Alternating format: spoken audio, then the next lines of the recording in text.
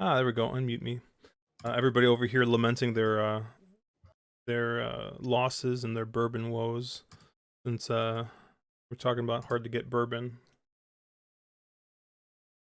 I pulled out an Eagle Rare, and so did so did Caleb, and then Mark. Mark's got a nice little Japanese whiskey that I've literally never seen a bottle of before, which is that the Yamazaki, which is supposed to be pretty nice. But how's everybody's day going so far? Everybody else getting chopped up like I've been all day? I've been doing a lot of watching and not a lot of playing. Quite honestly, I figured I'd wanted to target this late five sequence, and I didn't really want to go after anything until that. Been a rough day over here. It's been a lot of what I think are bad favorites that are winning, and that doesn't change the fact that they're bad favorites, but they're still winning. Like Moretti last race and Gamine the race before that. But yeah, it's been one of those days. Yeah, it's one of those days where I've gotten like probably like 5 or 6 races where I've had two pretty fairly long price horses, and they've run like 2-3, and it's just like this has been real frustrating. And like the same exact thing, trying to beat a favorite. Nothing more frustrating than that Baffert horse. Yeah, it's one of those situations where that horse had a high chance of beating you, but you're okay getting beat because the price was absolutely stupid on Gamine. Yeah, I mean that's the definition of maybe not a bad favorite, but a bad favorite at 3 to 5 for sure. And at 3 to 5, you don't win by a nose like that in a tight photo when you have to lead by yourself. So bad favorite that won anyway. I think you have to play against those types, but it sucks when they beat you a few times in a row. Yeah, she had it all her way and just barely survives. And that's one of those, again, bad favorite, overrated, whatever you want to say. So, obviously she did win, and happy for anybody that got hooked up. I was just watching that one, but those are the type of horses that you try to get around.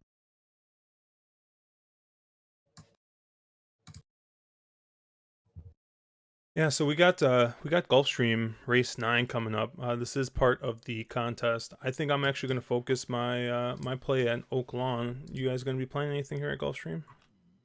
I am just playing Oaklawn. I did not take a look at Gulfstream at all. So my plan was just this Oaklawn last late sequence is really fun, and I figured I'd just focus there. Haven't looked at Gulfstream at all, but I might in between races glance, and if I see something, I'll fire a play. But I don't have anything prepared for Gulfstream. Yeah, I don't have anything here now, but I'm just going to pull up the PP. Maybe I'll just take a look real quick and see if I can give out. Oh, nice. It's a mile and 16th on the turf. It's a 75K 5K stakes race here. So let's scroll and find the Mike Maker horse. The 6 Stunning Sky with Tyler Gaffley on the board. That's probably...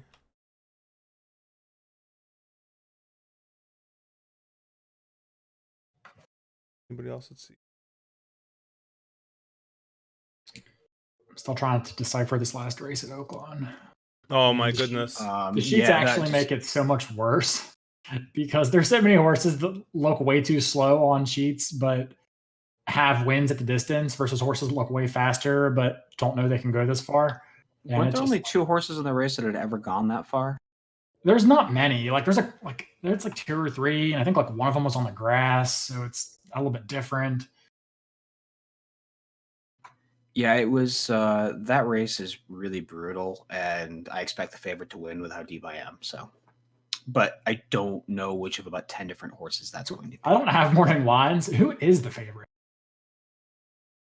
I would kind of think the 5. I would think the 5. I think it is the 5. I mean, I would think like 5 or 1 maybe. Yeah, the 4 is 5 to 1, and the 5 is also 4 to 1. Yeah, it looks like. And I didn't use the 4 to 1. I didn't use the 4 at all. That also tells you. I was laughing because this morning I was, and I sent it in our PMs. I was looking at that last race, and I was looking at the 2 horse, and I clicked on Hard Spun, and like Hard Spun's like 26%, at these marathon distances, and of course it's the one scratch in the race.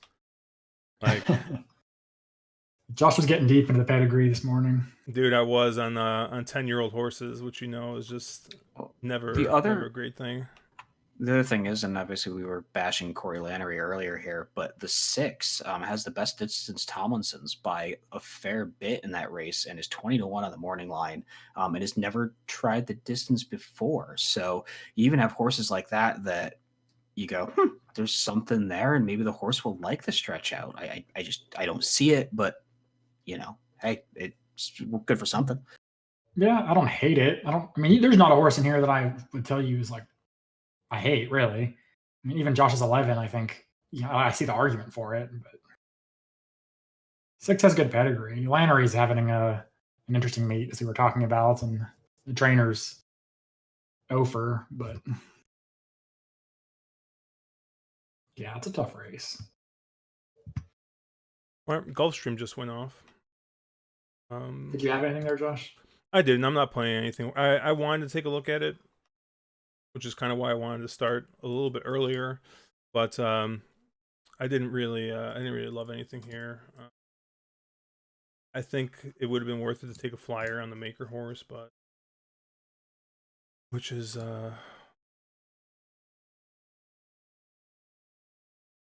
Maker and Gaffleon, which is usually pretty decent connections at Gulfstream, but Irad's back, so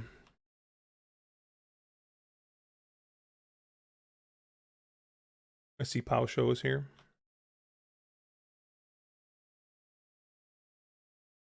David Mayer is looking for guaranteed winners. That's definitely not happening. Guaranteed money back. So let me cover up my pizza order and I'll show my desktop. Trying to get pizza ordered. Oh my goodness, if this 6 has any run, I'm gonna be real mad. Nope. Oh, maybe.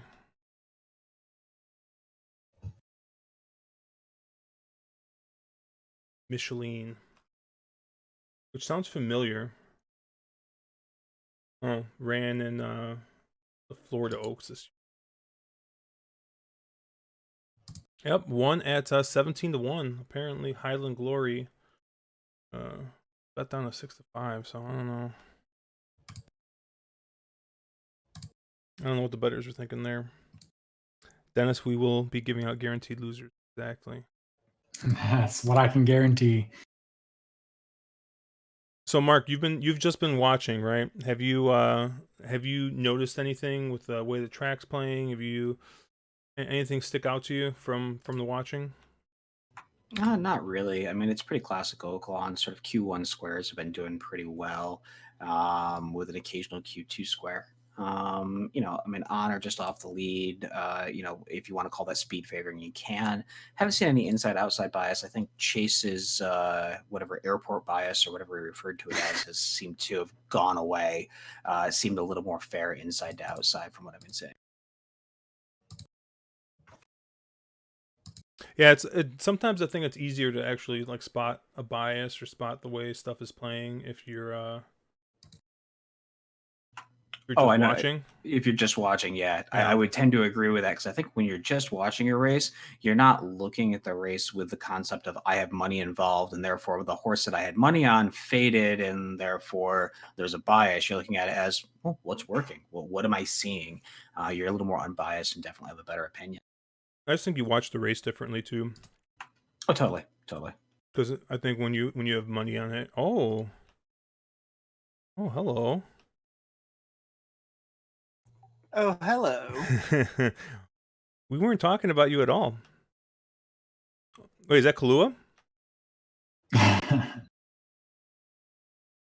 Oh, what's the name? The realness? Isn't that what you call it?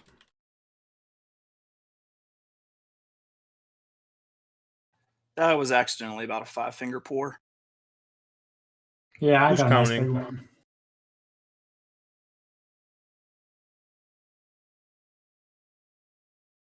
Fix the names too.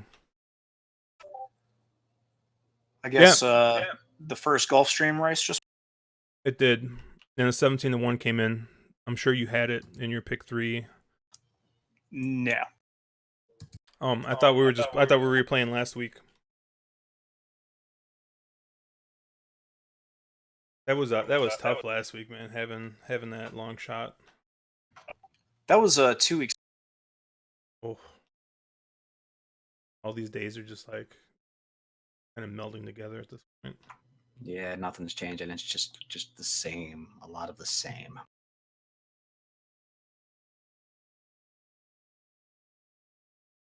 I'm a little distracted here.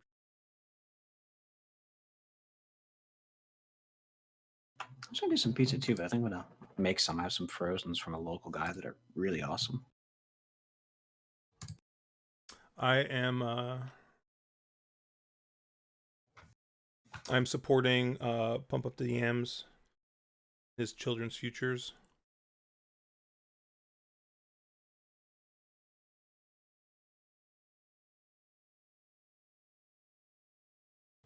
Nice. I don't really know any of the chain pizza places because I don't have any of them local to me, so I never get their pizza. I mean, honestly, the chain, we actually order like local chain. Giordano's, which is right down the street from us, so pretty easy. Are you about to settle the Giordano's Pizzeria Uno debate for us? Who was number one? I've literally never had Pizzeria Uno. So I've never had pizza. I cannot confirm or deny anything.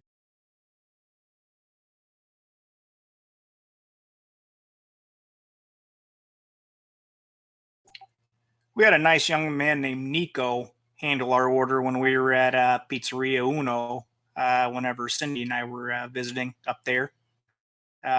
Touring Mayor Richard Daley sites, God rest his soul, Chicago was a better place back.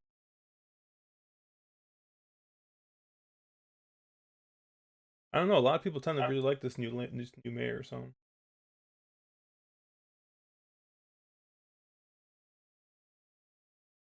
Your mails? I thought your mayor was Somehow just where she always said in your jail. jump shot is weak, so stay out of the park. That's our governor. That's different than the mayor of Chicago. Sorry to interrupt, Mark. Please continue. I thought your mayor was just eternally in jail. Like they just went to jail. That was what they did. That's the governor. Except for Ram, who cut off his finger to escape jail.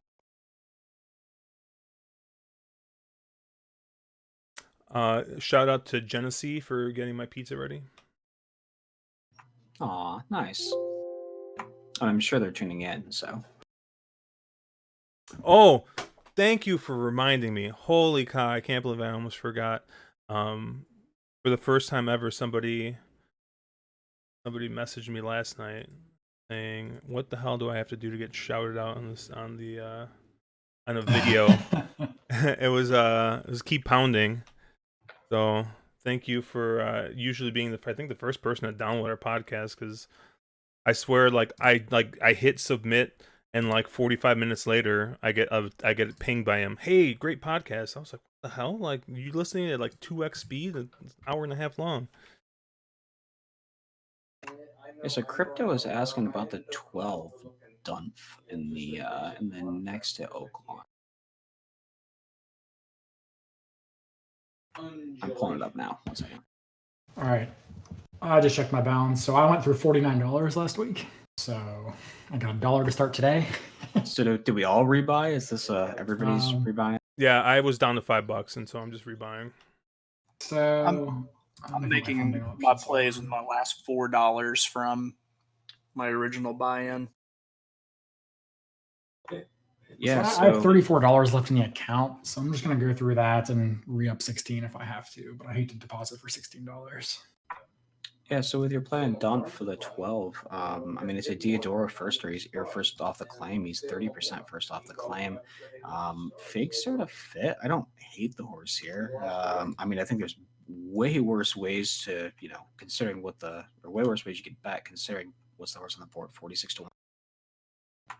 Yeah, 46 to 1 right now. Yeah, I think at 46 to 1, 47 to 1, you're getting a ton of value there. No, I mean, I don't necessarily love, Q3 circles, but I would think somebody like the 1, the 3, the 6, the 8, the 11, somebody like that would be more likely. But Diodora definitely tends to move horses forward. So at the price, yeah, there's definitely some value there. Yeah, I think what was it Eva Bob Dole? Yeah, said this race is a vertical players end the contest kind of opportunity. I think you're super right. I'm gonna have to play something here. I'm trying to look figure at out what the I'm playing. prices I'm you're doing the same getting. thing, and this is just crazy. It's like Fearless is probably the best horse in the race. Probably. I mean, he probably is, but is he 6 to 5 the best horse in the race? Yeah, exactly. There's a value proposition there. I went ahead and got 3 pick 3 started here in the 9th. I'm taking my best opinion, which was this Todd Pletcher horse, Fearless. Single.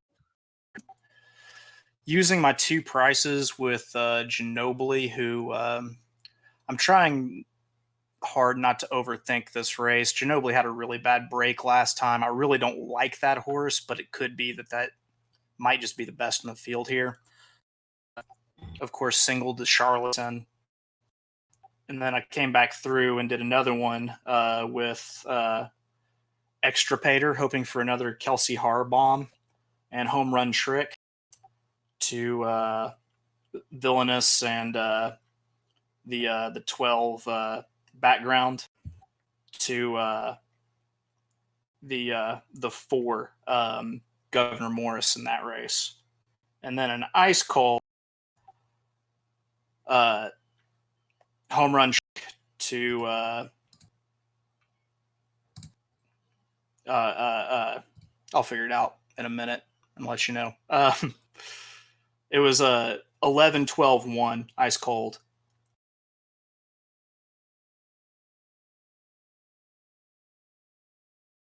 All right, you might have to push like a screenshot of that because I didn't follow quite all that. I know you like Ginobili and Charlatan.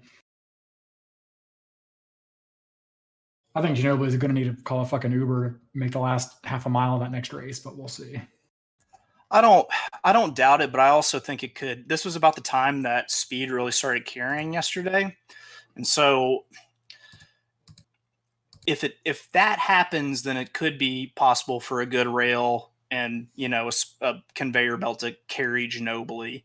And I don't want to get beat by Ginobili just because I hate Ginobili.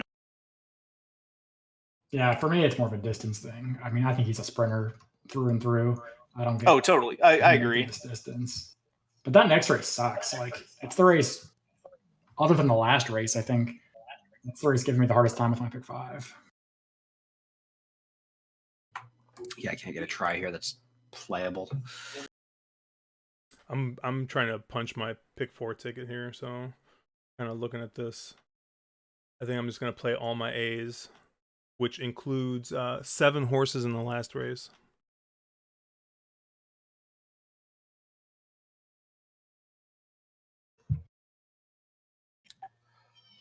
I uploaded my plays to one of our many layered chats instead of. I really want to, I guess, play something like a trifecta here, but I can't come up with anything that's playable here. I mean, I feel like I could play all as a try, and it might miss. So it might actually make some money, which is the sad part. Yeah, but it would blow my budget. It would be outside my budget. I came up with a super, but it was $72 for a 10-cent super, and I went, that's a little expensive. I think I want to run with something of the opinion that, like, the 6 is the horse I like here to hit the board at a price. So I might key that Very horse. much agree. I might key that horse like in second and third. maybe do like a 3 all 6, 3 6 all, something like that. I don't really know. I don't really want to use the all button, but I could see a lot of these horses winning, or not winning per se, but hitting the board. The all button hurts a lot more when there's like 12 to 14 horses. Yeah, it hurts in these kind of races, especially like I really think it's the 1, 3, and 7 are your like legit win threats, but that's kind of how the board has it. So I don't know. I mean, there's a good chance one of the 2 speed horses with the 10 or 11 hold on for a piece of it. They're both huge prices, and that's another way to tackle this. If you wanted to play something vertical, is key them both in third and assume one hangs on. But I think Fearless is going to probably send, and I don't think they can go with him if he breaks. He had a shit trip last time. He missed the break. He had the check. Caught a dead rail at Fairgrounds. I mean, he should win here, but 6 to 5's 6 to 5 is tough to swallow there. A lot of these, I like the these one on top fairgrounds a lot as well. horses. A lot of these fairground horses have been coming back and running big at Oak Lawn. Sorry, Mark. Who is it that you like? I would say I really like the 1 a lot on top, and I think you're getting value with the 1 on top. I just don't know how to extrapolate it without being stupid. Yeah, I kind of agree with you. Like a 1 over 3 overall try or something. Like, Would you like a hint? yeah, I actually would. Can I get a clue here? Like, can I phone a friend? I mean, okay. 3 doesn't look like a clear-cut winner to you, right? Yes, correct. Okay. So I would take my next 2 overlay horses and put them on top, and then wheel in that favorite 3 into second. And then go ahead and build out the rest of my contenders into third. So it's a 2 by 3 by however many. Probably by all, because you're Okay, so you're saying something like a 1-6 over a 1-3-6 over all try. yeah, or not all. I mean, you could Oh no, make I want decisions all. like you're so inclusive. You're so inclusive. Mark. It's a try. I mean, it's like throwing dice, right? I mean, in my own personal play, I thought Fearless was the horse to beat, and what I did was key on top. Basically, just do a key over 5-7-11, 5-7-11. Yeah, I do like Caleb's 6 in here quite a lot, though.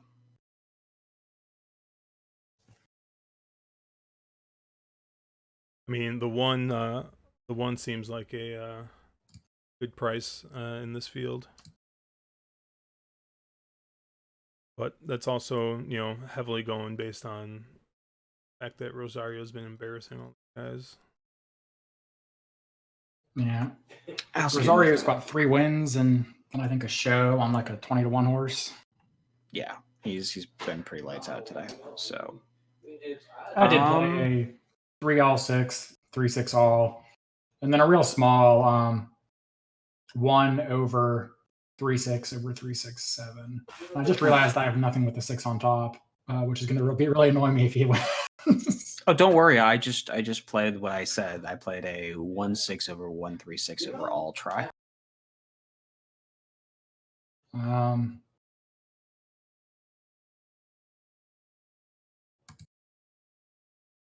looking at optics real quick, my guess is that you'd want to build something like you got the 3 on top. You'd probably want like the 11, the 8, and the 1 in second, and then you could fill it out with like those horses 13, 5, 7, 6. But I think at that point you're probably at like $20-something play all those horses. I ended up just on a personal account betting the 6 to win 20 to 1. Yeah, you did seem like the horse, so So this can go like 6 over 1 over, I don't know, 10. We can or 4. 6 over 1 over 4. There we go. This would end the contest right now, right? Like we can get over the stupid. If you can get around the 3, which I can't the way I structured mine, but yeah, if you can go 1-6 or 6-1, 6-1 something, and then any bomb in third, yeah, you're probably looking, especially with the 6 on top, you're probably looking at a $500 try, depending who runs out third. If it's like the 9 or somebody. Yeah, there's zero chance. I mean, with how I have it structured, the 3 wins 100% of the time now. So Yeah.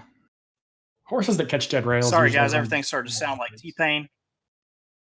Oh no. I can think of nothing worse. Is that the meds?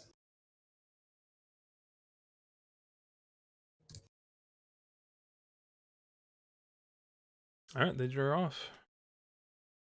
3 ended up near the back, so it looks like he's got no shot. It looks like I don't think four- this horse can rate. I don't four think he can win grabbed the from lead. there. I don't either. I think the 3 needed to break. So I think he needed the lead bad, I agree with you. or at least right off it. I mean, he's not going to outclose some of those horses from next to last. Crypto is still banging the dump drum. So, sitting there in I fourth. mean, that's Diodoro I off mean, the claim. So Diodoro off anything's the claim at possible. 57 to 1. You could. Those are worse things to bet on. Is that Kelsey on the lead there? Yeah, the 4 extrapolator, I think. Extrapator. I started at pick 3 with that 4. Are they like flying? How far is this race again? Is this a mile? In the 16th? Final 16th, I think. Yeah. They went a half and They went sub 46. 45 and 4. Dude, this 12 might be in with a good shot now.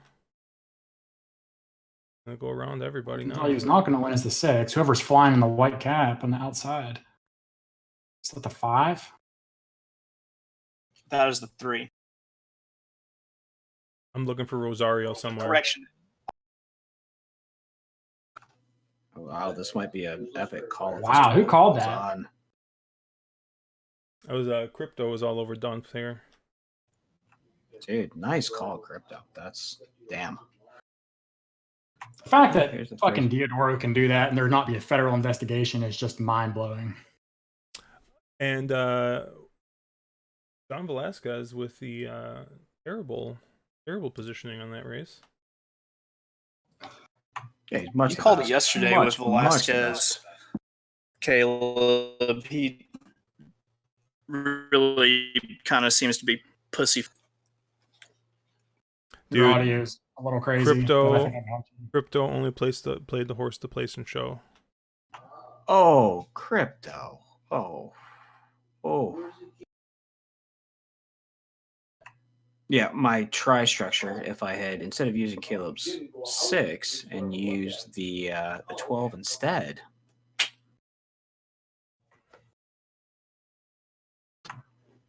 So what, 6-3-5? Yeah, that's gonna pay.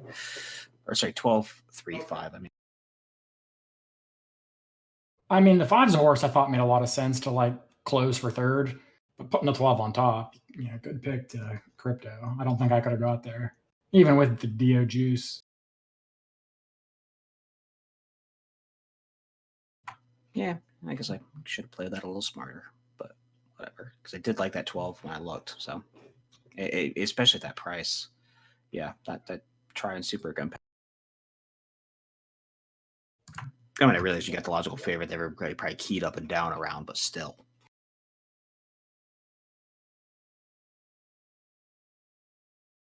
A look here.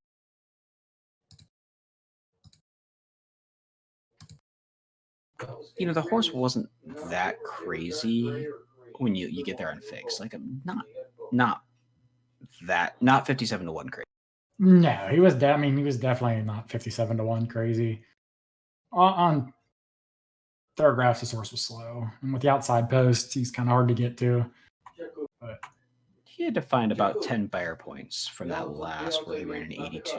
So he probably needed to run a 90-ish to win this. So, and that's Diodoro. Well, I'm buying back in for the first. Unless I can find a 2-cent pick 3 fucking Aussies. all these, I guess, with the exception of JJ last race, who I still think kind of got a break. I mean, these out-of-town jockeys, with the exception of Rosario, are falling so far back, and you just can't make up that kind of ground today at Oakland. I don't know what they're doing. Speaking of Rosario, though, where was the one? I mean, I didn't see him at all. I didn't either. I was really shocked that that horse wasn't involved. I don't know if he broke bad or not. I missed it. So this try is going to be painful when I see it, isn't it? Yeah, I mean, this thing's gonna pay just bananas.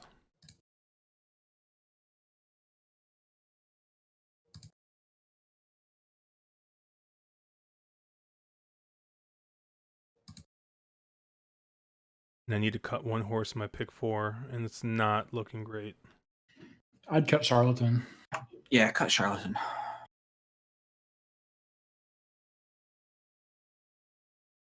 $700. Damn it! That would have ended it right there. $778. $778. Could have ended it. Been like we would have made all of Tom's dreams come true. I would have been 4 deep in the pick 4 if Kameen got beat, or the pick 4. So I'm kind of glad that I didn't get this far, because that would have been a tough one to lose. That actually paid pretty. Well, it was super chalky. I guess we had 3 favorites. Yeah, 3 favorites and a price pays. Yeah, that's probably about right.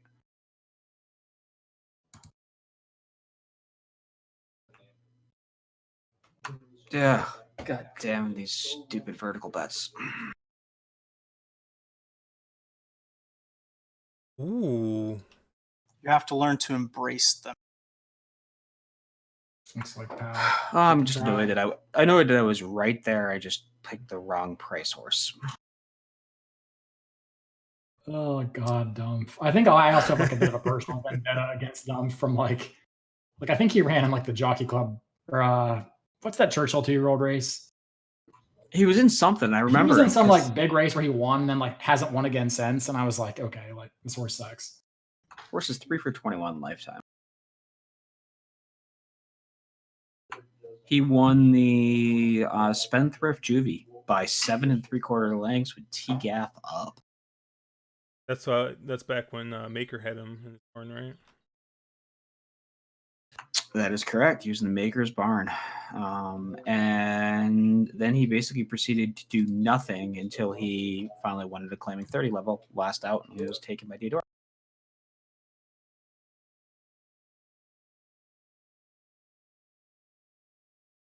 Man, that's the way Oaklawn's been.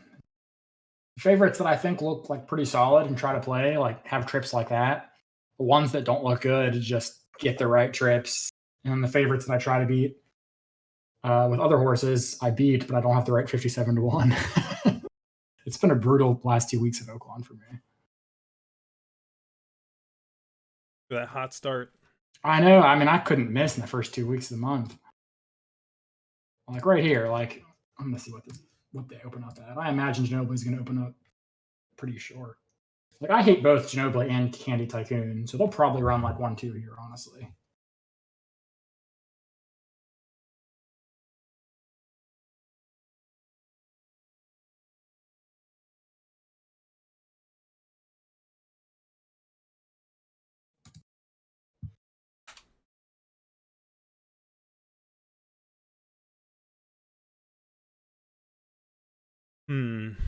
I'm at a $42 pick 4 now if I single Governor Moore.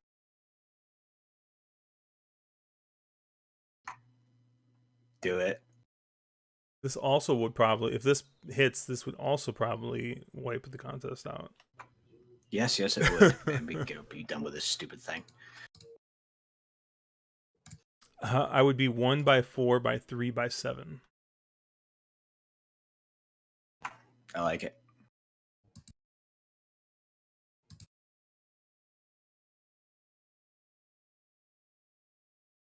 I just know that one of Tom's horses is just gonna fuck shit up some.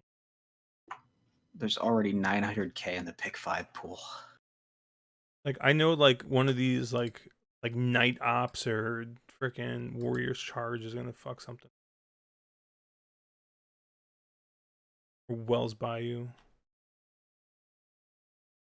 Well, you guys like Wells Bayou, don't you? I do not like Wells Bayou now. I do.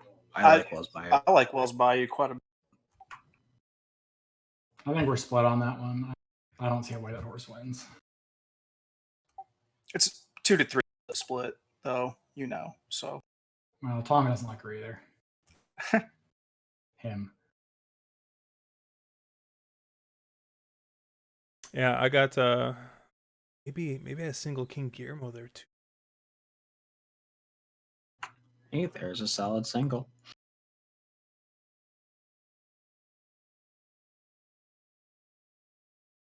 Just remember when you're reading your horizontals, you can't get a bomb in every leg. So don't look at it from that mindset. There's nothing wrong with embracing a favorite or embracing a short priced horse. They win most races. So don't have that mindset of you need to hit a home run every time. I'm sorry, were you speaking to me there? Or just Both of you. What did you just click 3 bombs in a row and like a pick 3 or something? Was he reading your mind? No, I've got 2 pretty sensible pick 3 plays in where, I'm singling through Charlatan. I'm taking some contrarian picks just in case a fucking sinkhole opens up. And if that's the case, I'm spread out. I mean, none of the horses I'm using are not horses that other people have not mentioned hundreds of times.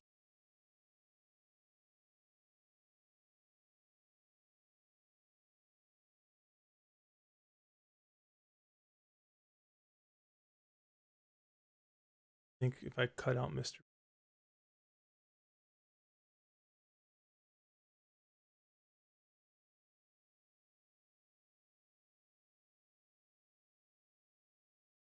You got to use Mr. Freeze, though. How can you not use Mr. Freeze? Every part of me does not want to use Mr. Freeze. I fucking hate Mr. Freeze. Same. Who But would you rather like use I in that have race? Mr. Freeze or Combatant, Chase? No. Now that is a question. Honestly, I'd probably rather use Combatant because at least I had a soft spot for Combatant, back in the day. I've always hated Mr. Freeze. So, Josh, have we gotten around to how you're going to get your $100 to me for the prop bet? I mean, it's a non-runner, so.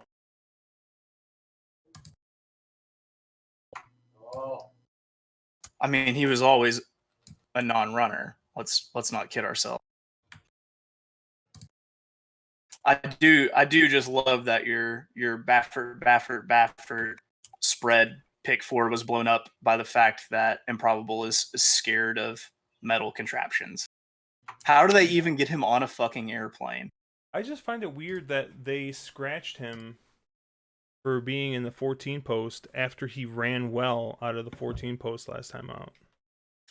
I think Baffert knows the rail might be pretty good today.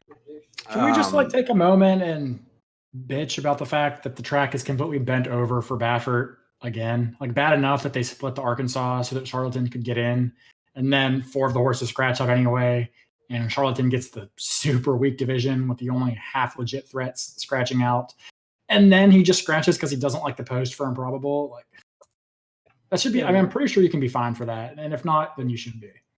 We all know that Oakland bends over for Baffert, so Especially now they've done this for talking about years. leaving California. Like, if they can get his stable. And Network Effect just won pretty impressively there in GP. Chad Brown horse that ran in the Cigar Mile. Who? Network Effect. Who's the trainer? Sounded like some no name. Oh, Chip Braun. It's a Chip Braun Claverack horse. I'm Oh, just guessing that it's a Claverack with that name, but tell me I'm wrong. Chiprick Brown. Okay. Yeah, that's a Claverack. I don't know why I looked at the PP and then just look at the silks, but yeah, it was Chip, Irad, and Claverack. Because that combo's never won anything before. And 3 to 5. Also common for that combo.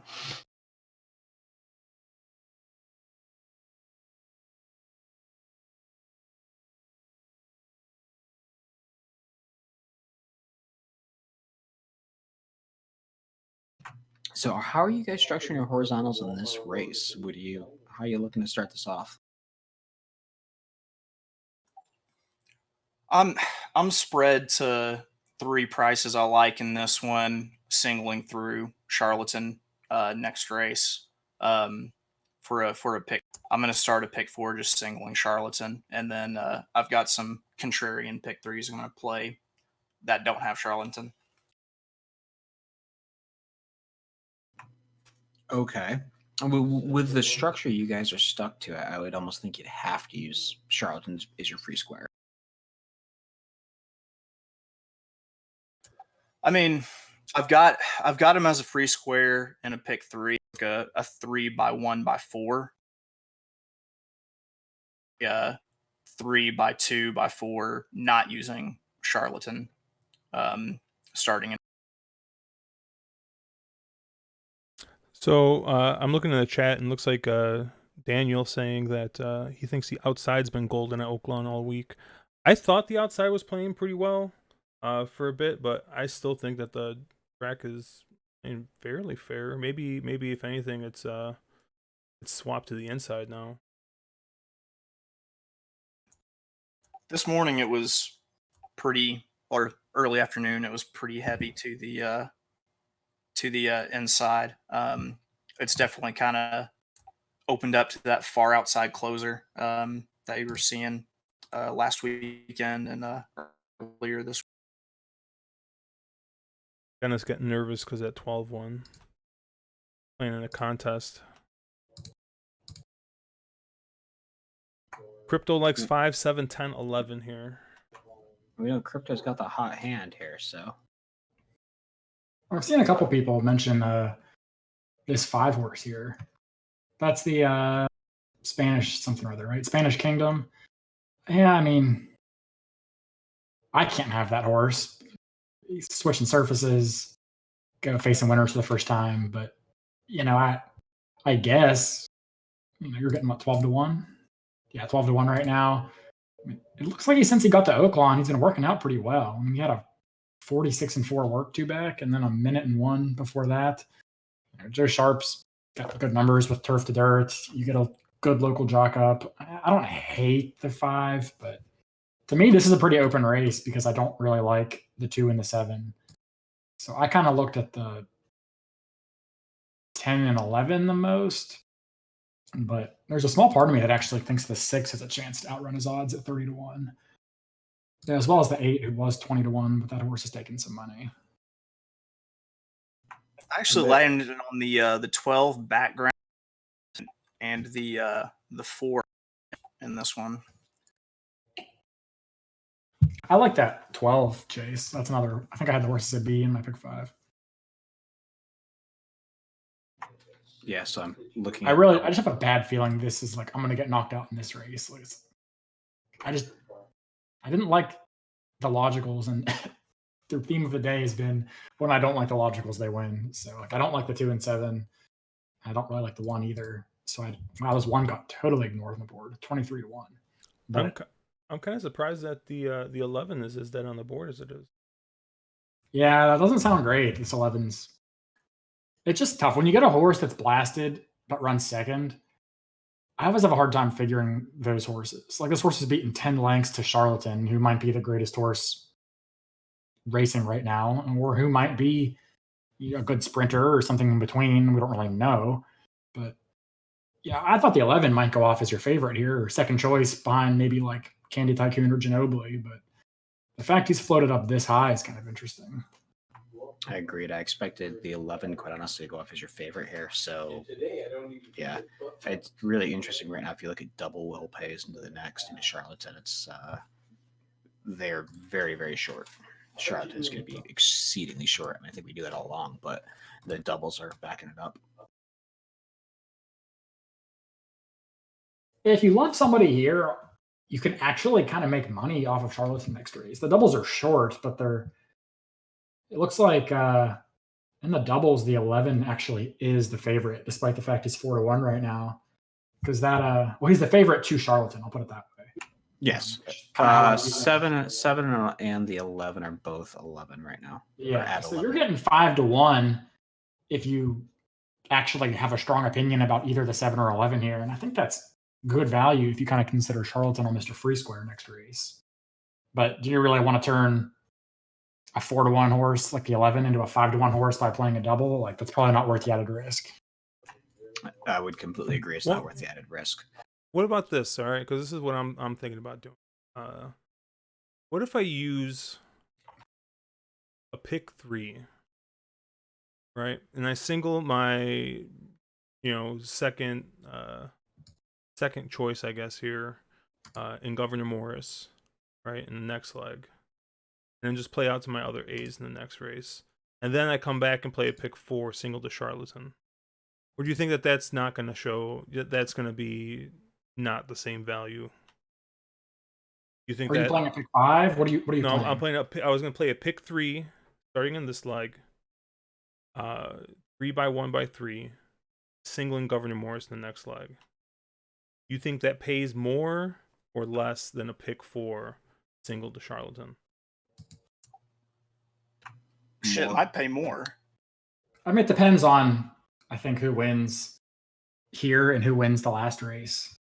If you get some bomb to close out the pick 4 in that last race, then even with Charlatan, I think you'll probably get more equity out of the pick 4. But if something fairly logical comes in, then beating Charlatan in the pick 3 might actually pay better. Oh, 4, Villainous was the other horse I liked in this one. The Englehart horse. Getting a fast track again for the first time. After Your horse is running back too. Drew in. He also eligible to 13. Slutang Clan. Slutang Clan ain't nothing to fuck with. Enter the 36 chambers of Slutang Clan.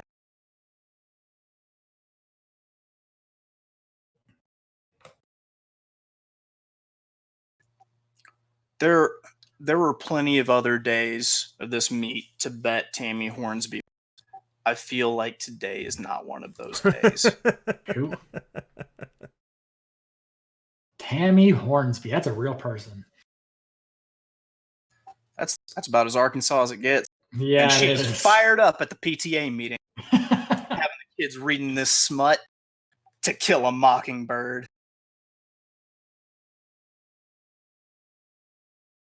You implying she may be a Karen? What'd you say more? Are you implying that she may be a Karen?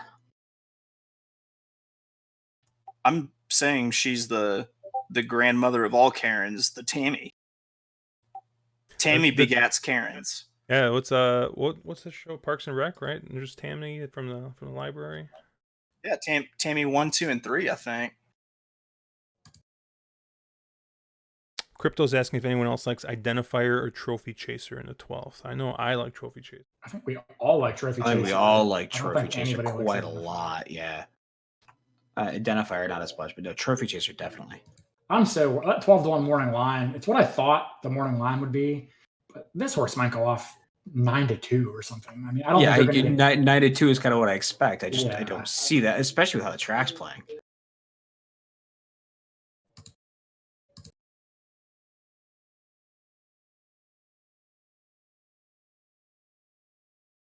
Yeah, my problem with this race is I didn't really have like a super strong opinion in this race. Yeah. And so it was tough trying to play a like I couldn't really find a way to play a pick 5. I think with the budget, because I need at least 3 horses here, if not more. This is a tough race. I really think it's a tough race. I mean, Ginobili throws a wrench into it because I think the 10 and the 11 would be pretty easy single A's, or both of them A's, and that's all you need, if not for Ginobili. But you kind of have to think if Ginobili breaks, he's going to be out front. We don't really know that the 10 and 11 are going to be able to set off the horses and then go on by. So then that makes a horse like Candy Tycoon, who's burned a lot of money in his career, a little bit interesting, but this is a horse who's only ever won on the lead as well. So it's a tough race. I mean, I think a horse like the 12 or the 8 probably get the right pace set up. I just don't really know if they're good enough. I did like the 4 for the fact that I feel like it could inherit the lead if Ginobili takes the charge like it did in the last outing and just, doesn't even go.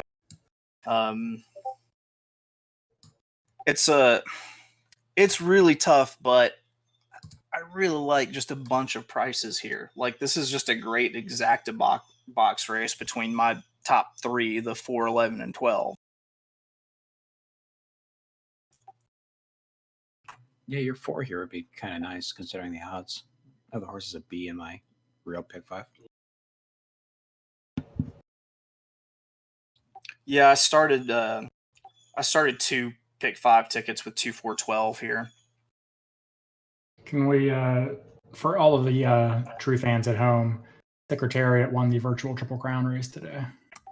What a That surprise. commercial- Shocker. Absolute shocker. That I feel duped. That commercial has been telling me that Nyquist ran the fastest Kentucky Derby ever. Dude, you could have bet Secretariat at some like offshore books at like plus 200 odds. And you could have gotten against in on the field. ground floor. Yeah, I mean, come on, it's a thing catered to filthy casuals. You had to know Secretariat was going to win. I mean, if you want to play it exacta or something that gets a little interesting, if they're going to play to the recent opinion, I imagine they put American Pharaoh in the mix. But realistically, Who finished second? I don't know. I would have probably had like Citation or Seattle Slew or Affirmed up there, but I don't really know. You guys caught the guy who's asking in Discord, right? For the if anyone had any inside information on who was going to win. I saw that. That was I may pretty have good. had some fun with him, actually. I hope you gave him Justify. I swear to God, if they made Justify win this race, I'd never bet on a race for the rest of my life. I may have given him Funny Duck, who he told me then was not a real horse, so I sent him the Equibase form of Funny Duck. Oh, sports bettors never change.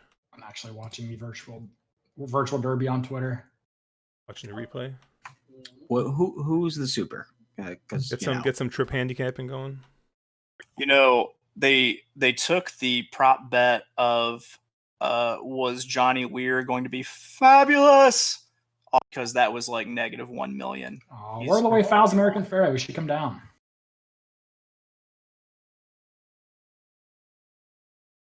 I'm curious what software they use to run the simulation.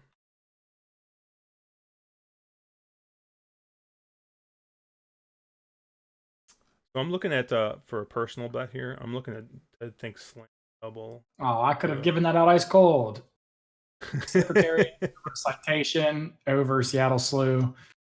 Weren't those like the morning line odds? Weren't they? Isn't that 1, 2, 3? You mean Nyquist didn't hit the board? Isn't that why he wasn't? Nyquist Triple wasn't Crown in there. winner. It's only Triple Crown winners. I know, I'm fucking around, dude. Okay, this is very He serious. hasn't got a show. chance to hit the board. Literally is, take me is serious probably for the on first time, and it's at my outrage over Nyquist.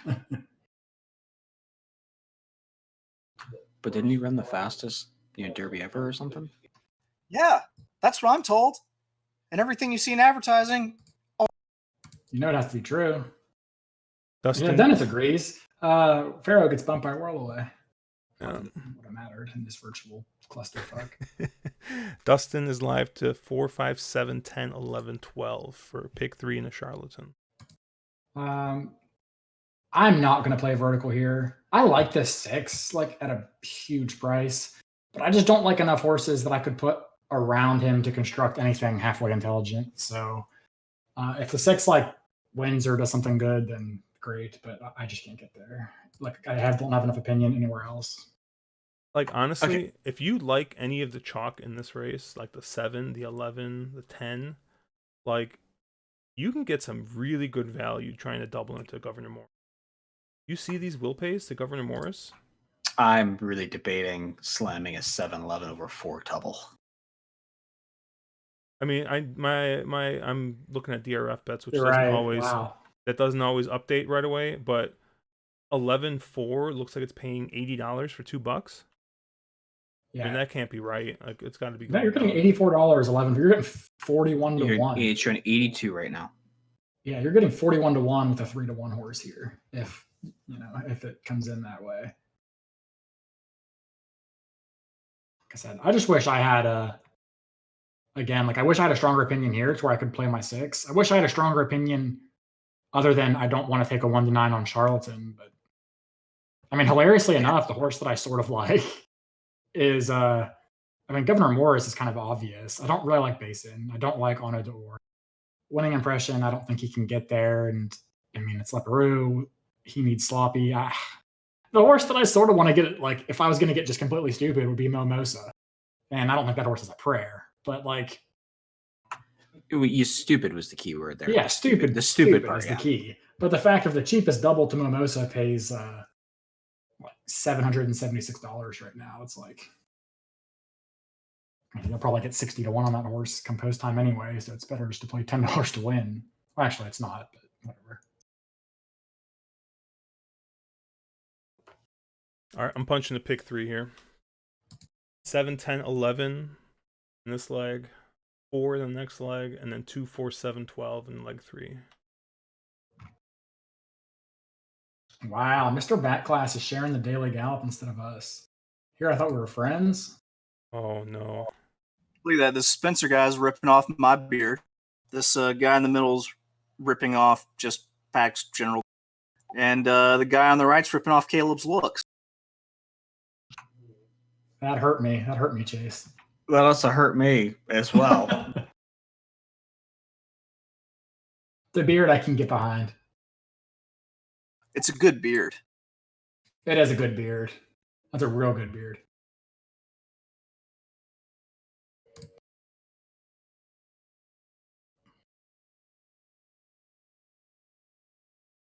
I don't really think Ginobili can get the distance, like I said. But at 5 to 1, like I think he gets to the point where at least he's bettable.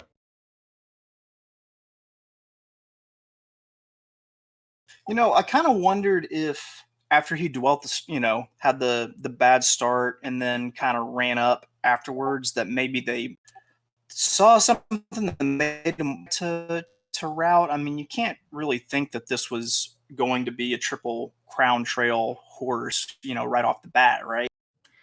Like I would never say that like I know more than Richard Baltus when it comes to training a horse, but I would love to know what he saw that would make putting this horse in a mile in a 16th race a good idea. I mean, maybe it's just somewhere to run. I mean, with his wins the way they are, I mean, he's only got a maiden win, so he still qualifies for any conditions. It isn't like he's raced through his N1X allowance condition or anything else. You just think he could have found the sprint if he really wanted to. I mean, there's probably a sprint on this card he would fit for.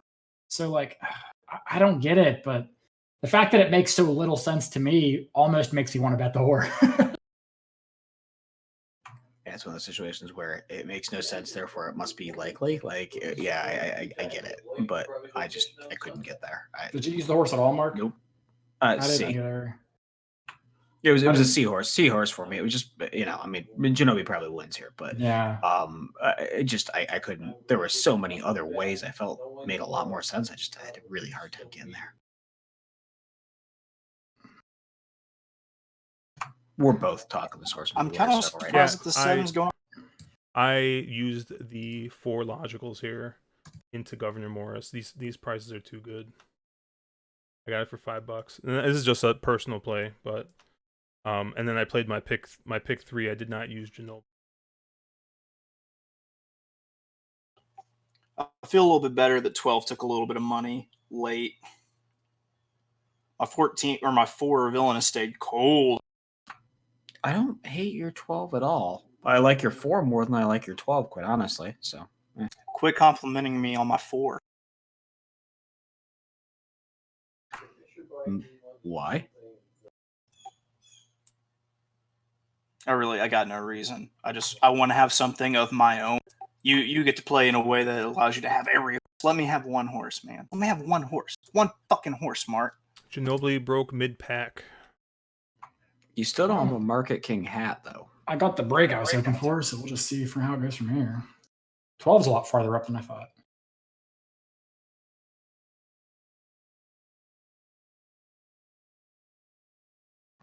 Rushy took a lot of late money, it looks like.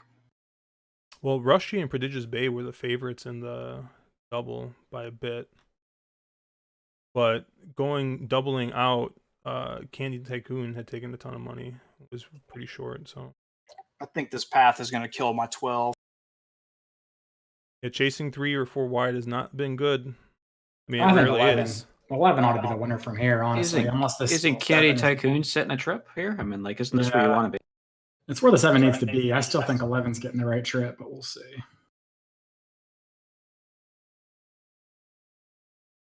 Rushy sounds like a hastily put together frozen ice drink.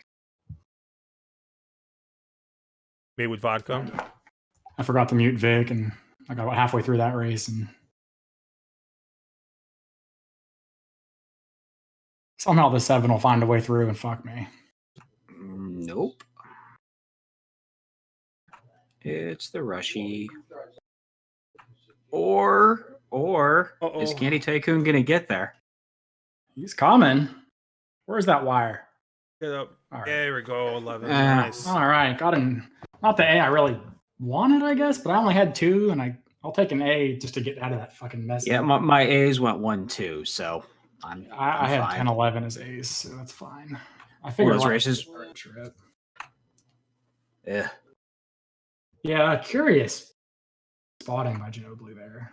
Yeah. It's like I can't imagine the plan was to break mid pack and then rate for the first time in my career.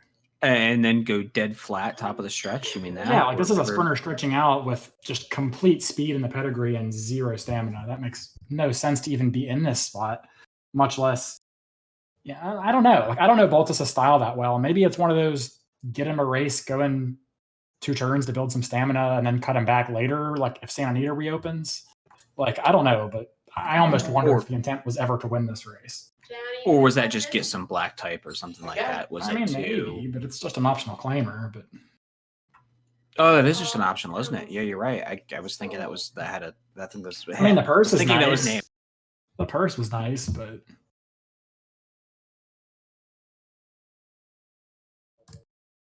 Or was Alright, it just we needed plane fill? Man, it was an extra. It was a free spot in the plane, and let's ship him and take a shot. I don't know. Well, I'm a big Governor Morris fan next race now. Oh, we are all big Governor Morris fans. I'm a Charlatan fan. I played 0 Bs and 0 Cs in this race.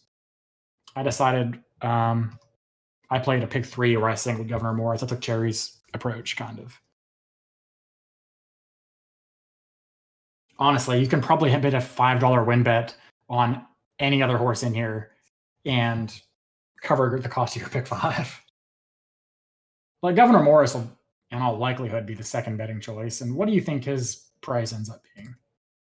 I mean, is he inside of 10 to 1? Yeah, he's inside 10 to 1. He's probably 8 to 1, 6 to 1. I'd probably like 5 or 6 to 1. I think, yeah. 5, 6, yeah. And then you Because might Charlatan's get going like, to be 1 to 9, right? Like, Charlatan will be 1 to 9. Governor Morris might be 6 to 1, and then you might get like 10 or 12 to 1 on Honor de Oran Basin.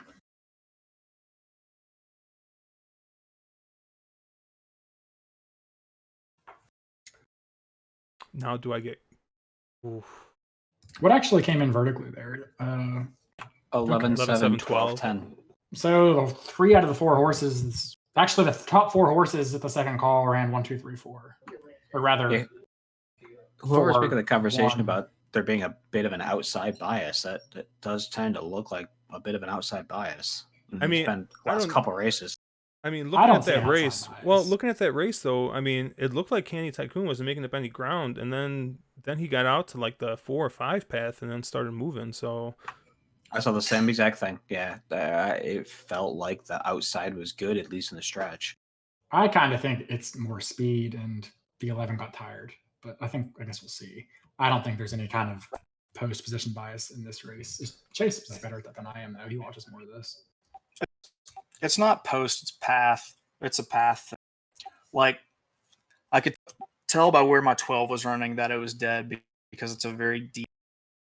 And it just seems like those were right there. They're not going to do anything today. And so, I mean, I think it jukes people out to make them think that there's an outside bias versus an inside bias, or there's a speed bias versus a closer's bias, where it might be a speed horse that just got hung out wide and it's finally hitting the good part of the track, or it's, a horse that's kind of hitting the rail and going. It's been really interesting with how it's last weekend. Like, I was really able to catch in on something with it. I have not had near as much luck with this weekend though. So Chase, I'm still disappointed you have yet to find a Market King hat. We need to help. This is a crowdsourcing. Yeah, we need to make this happen. We need to find Someone send a carrier pigeon to Dwayne so he can put this in the. Yeah, so Charlatan opened 1-9, and Governor Morris opened 8-1. I mean, Charlatan might actually go off 1-9. I mean, 1-5 at minimum, but like he literally might be 1-9. I bet you the jumpers are going to be out big time too.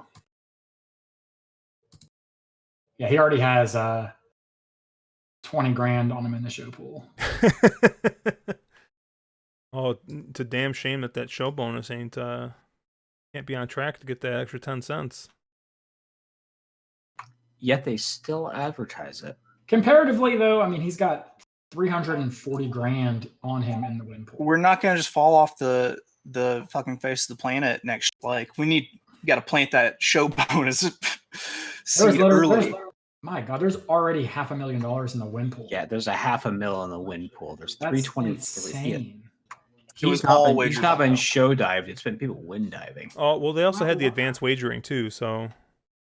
I mean, I'm sure people probably slam their wagers in early, but like, I mean, if you just want to look at the pools from the last race, when the race went off, the final total for the win pool was 585,000 across all horses.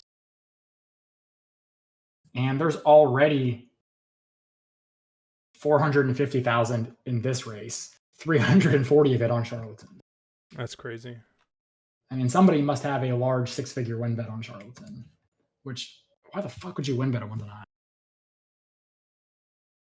It's shit like that makes me just upset that I don't win more than I do at this game when I see people win betting 1-9s. There is some logic to it, though, in the fact of if you're playing the stock market and you're going to put, whatever, you put $1 million in and you're looking to make, 10% a year or whatever, 3-4% a year, you can make 10% in 2 minutes. So no, it's not the fact that you're throwing 6 figs on a 1-9. It's the fact that you're betting him to win instead of show.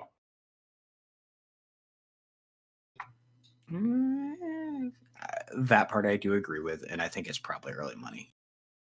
I mean, when you get to the 1-5 kind of ballpark, I mean, I'll take the insurance and just, if I was going to be a jumper, then bet him to show instead of win, instead of trying to make an extra 5 cents on my dollar. Garth wants to know if he should cancel his 100K win bet.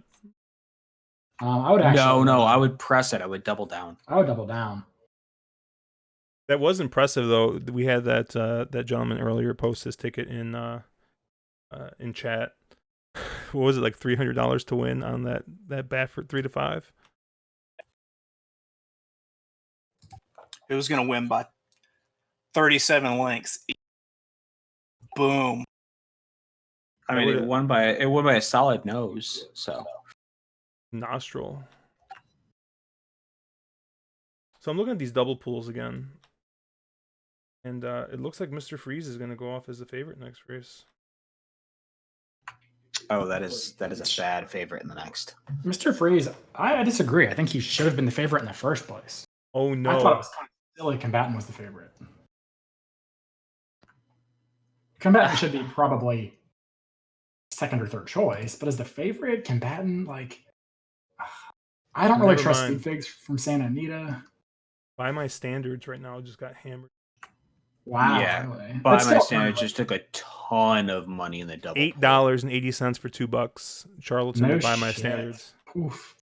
I mean, obviously, people were watching our stream that we did on Tuesday, and they're just leveraging down on that. Yeah, that's what I think it was. And honestly, it makes me nervous because while I like everything I see on tape from By My Standards, on paper, I mean, I guess I don't know how he looks on buyers or time for him. He's on third Brisnet- or fourth. Yeah, on Brisnet and Thorograph, he's not that fast, especially on not that fast. Thorograph. He needs to improve probably 3 or 4 points to win that race. He needs probably 4 or 5 buyer points, something like that. I think the logic you're playing is an improving horse, 4-year-old. You expect improvement here. Sure. He's improved, I think, his last 3 in a row. It's that one you're looking at; those improvement angles all make sense. But that it depends on how short it actually is. But look at those doubles pools. I would not be slamming. Those are crazy. Yeah. Yeah, I look thought who's second 9 to choices. 2, he's fine, but 7 to 2, 3 to Well, 1. here's you can get by my standards at 9 to 1 in the double tool, or $32 to the 2. I mean, kind of. Look who's second choices though. 1 with Mr. Freeze is the favorite. Wow, Mr. Freeze is not the favorite. The 6 is the favorite. Is that No, Warriors the Charge? 12 is the favorite at $9, but the 6 at Well, $11. Oh, you're right. You're right. Wow. I don't like the 6 at all. I get that speed looks like it's been really good, but I don't Why think is Warriors Charge taking that much? That's insanity. Brad Cox is the only thing I can think that's really. I mean, look, he got away with slow paces twice in a row, and he needs the lead. There's other speed in here. Like, I get it. He'll probably get the lead, especially with improbable scratching. That takes a little pace out of the equation, but at those distances, you've not seen that loose speed, sort of conveyor belt setup. you seen kind of want that. it's been second fair flight. at the top. Yeah, you need to be an honest, distance horse. I just don't think he is. So a horse that I threw into my pick 5 that we didn't talk about on the stream is actually Tax, and I don't really know why. It's just like, Why? Explain to me, Tax. I'm all So ears. I look at it as a couple ways. One is, if you assume he just needed Lasix, you can toss the Pegasus. And he just didn't really run that day. He stumbled out of the gate and then just didn't really run that day, and that's fine. Second is Danny Gargan's having a stupid good 2020. He's 38% through 2020. Now, with Naira not running, he hasn't had as many horses as normal, but he's been shipping a couple to Oaklawn here and there and quite a few to Florida, and they've pretty much all been live. I mean, he's a plus 91 cent ROI on a $2 win bet, just flat betting him for this year. Carmouche hasn't rode this horse before, but he is typically Gargan's go-to rider in New York. And the horse has some speed to be forwardly placed. He doesn't really need the lead. I don't know. I just looked at him and it's like, this horse hasn't really run terribly with the exception of the Travers. And maybe you just assume, judging by the Kentucky Derby and the Travers, 1.25 miles is probably just too far. Pegasus, he didn't have Lasix. And you're making excuses for this horse, which I get it. But at like 15 to 1, and I think you'll get every bit of that, I think that horse is interesting. He also had a pretty strong workout report coming into this race as well. I think he had like a B+. So Tax was actually a late ad for me. Also, I really kind of thought the Carmouche factor made it a little bit more attractive, especially if you thought it was going to be playing like a speedway, because that's what Carmouche does. Football, crab cakes, aggressive on the lead. That's what Kendrick Carmouche does. I think he's going to send here. Like, what's the play? Like, how does the pace setup make any sense here? That Tax is, with what you've been seeing today, with how the track is playing, how does the pace set up in any way, shape, or form that Tax is logical? Give me a second. I'm going to make a case for Tax. Few seconds. A lot of people have tried to make cases for Tax in many a race. His I figs think- fit, like I completely agree with you. His figs fit what you need to do to run here. If you want to, fill out the bottom of an exacta or a try, of course, totally use him, totally. I just don't see how he wins this. The thing I guess I see is that you have a horse like Trophy Chaser, who's I really like, don't get me wrong, but he's not super battle tested at this level. I mean, the horses he was kind of beaten up on in his route Agreed. races were not that great, and the pretty slow pace in his last one. Mr. Freeze and Warriors Charge probably go to the front, and I don't think either one of them really want 9 furlongs. So they probably go to the front, and there really isn't any stalking speed. I mean, unless you think Tacitus tries to stalk, which, I think he's probably going to not have a good race first back from Dubai. then with Improbable out, I think Tax kind of inherits that sit third or sit fourth kind of trip. And if the two in front of him are distance compromised, the track, I'm not saying track bias, but the way the track has kind of been playing might be enough to carry him home. I think him and Trophy Chaser both get really nice trips in that second flight behind Mr. Freeze and Warriors Charge, but get first run on a horse like Combatant or even maybe By My Standards, because I don't know how forward that horse will be. Do you know how many ifs there were in that statement? Well, I think when you're talking about a horse that's 15-1, you can make more exceptions. Like I said, I had him as a B. I played Trophy Chaser, By My Standards, and Mr. Freeze as A, and then I had Tax as my lone B. I'm gonna probably get myself a Tax shirt out of this, but I can't see it at all. I just can't see him. Jared, do you want to take Tax over Tacitus? We can make an audible. No, absolutely not. I did not want to take any other horse. Literally, like, that was such a perfect storm. Like, Mark could have named like any other horse, and I would have had to think about it. And Mark named literally the one horse that I just like absolutely hate in the race. And it's just like it was just a perfect storm there. That's why I went there, because I knew you couldn't say no to that. Oh my goodness. Dude, what a doubles playing fucking Tacitus.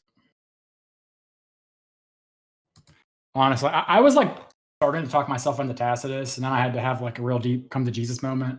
And I'm like, if this was a horse coming from the UAE Derby and the Kentucky Derby, he would be an auto toss.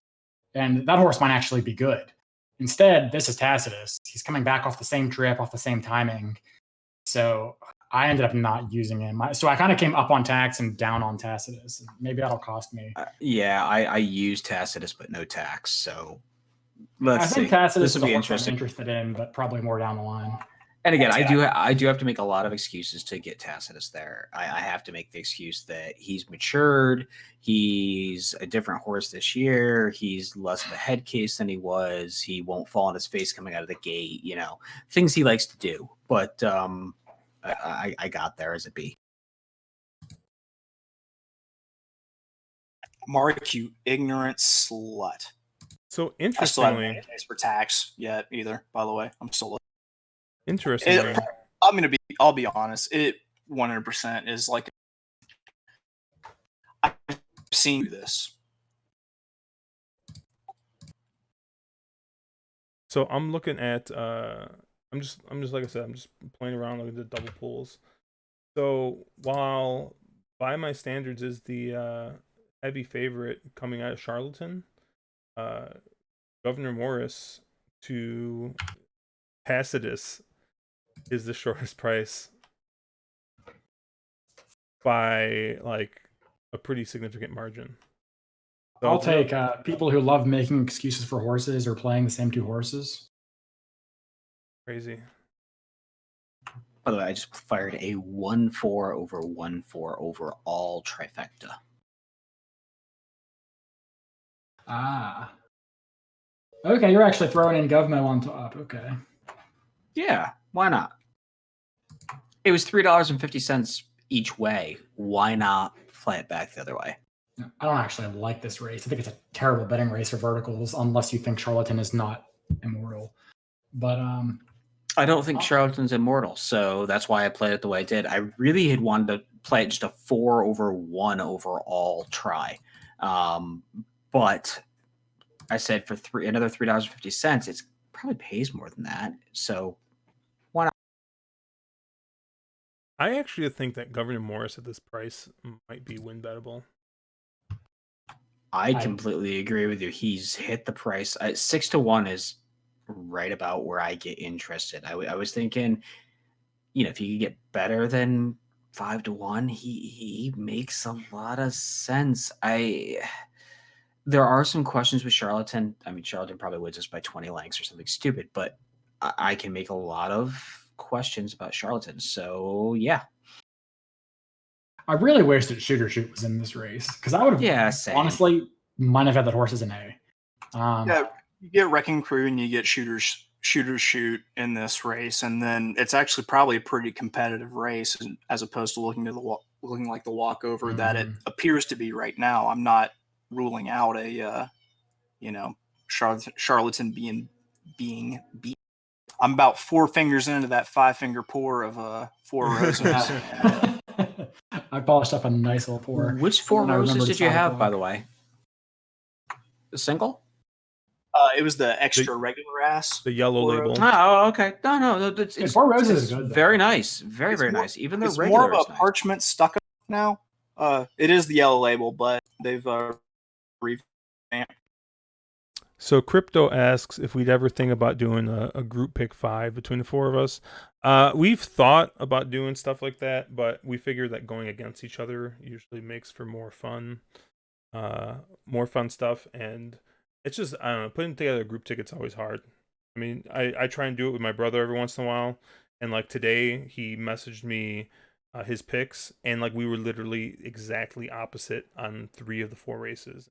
Like, I'm not going to play a $150 pick 4 where I'm at the base level for everything. Yeah, I get it. Same problem I have where it's we tend to have contrarian opinions, and then we tend to be very opinionated, and it's part of the being a handicapper thing. But we would have to come to an agreement would be just miserable.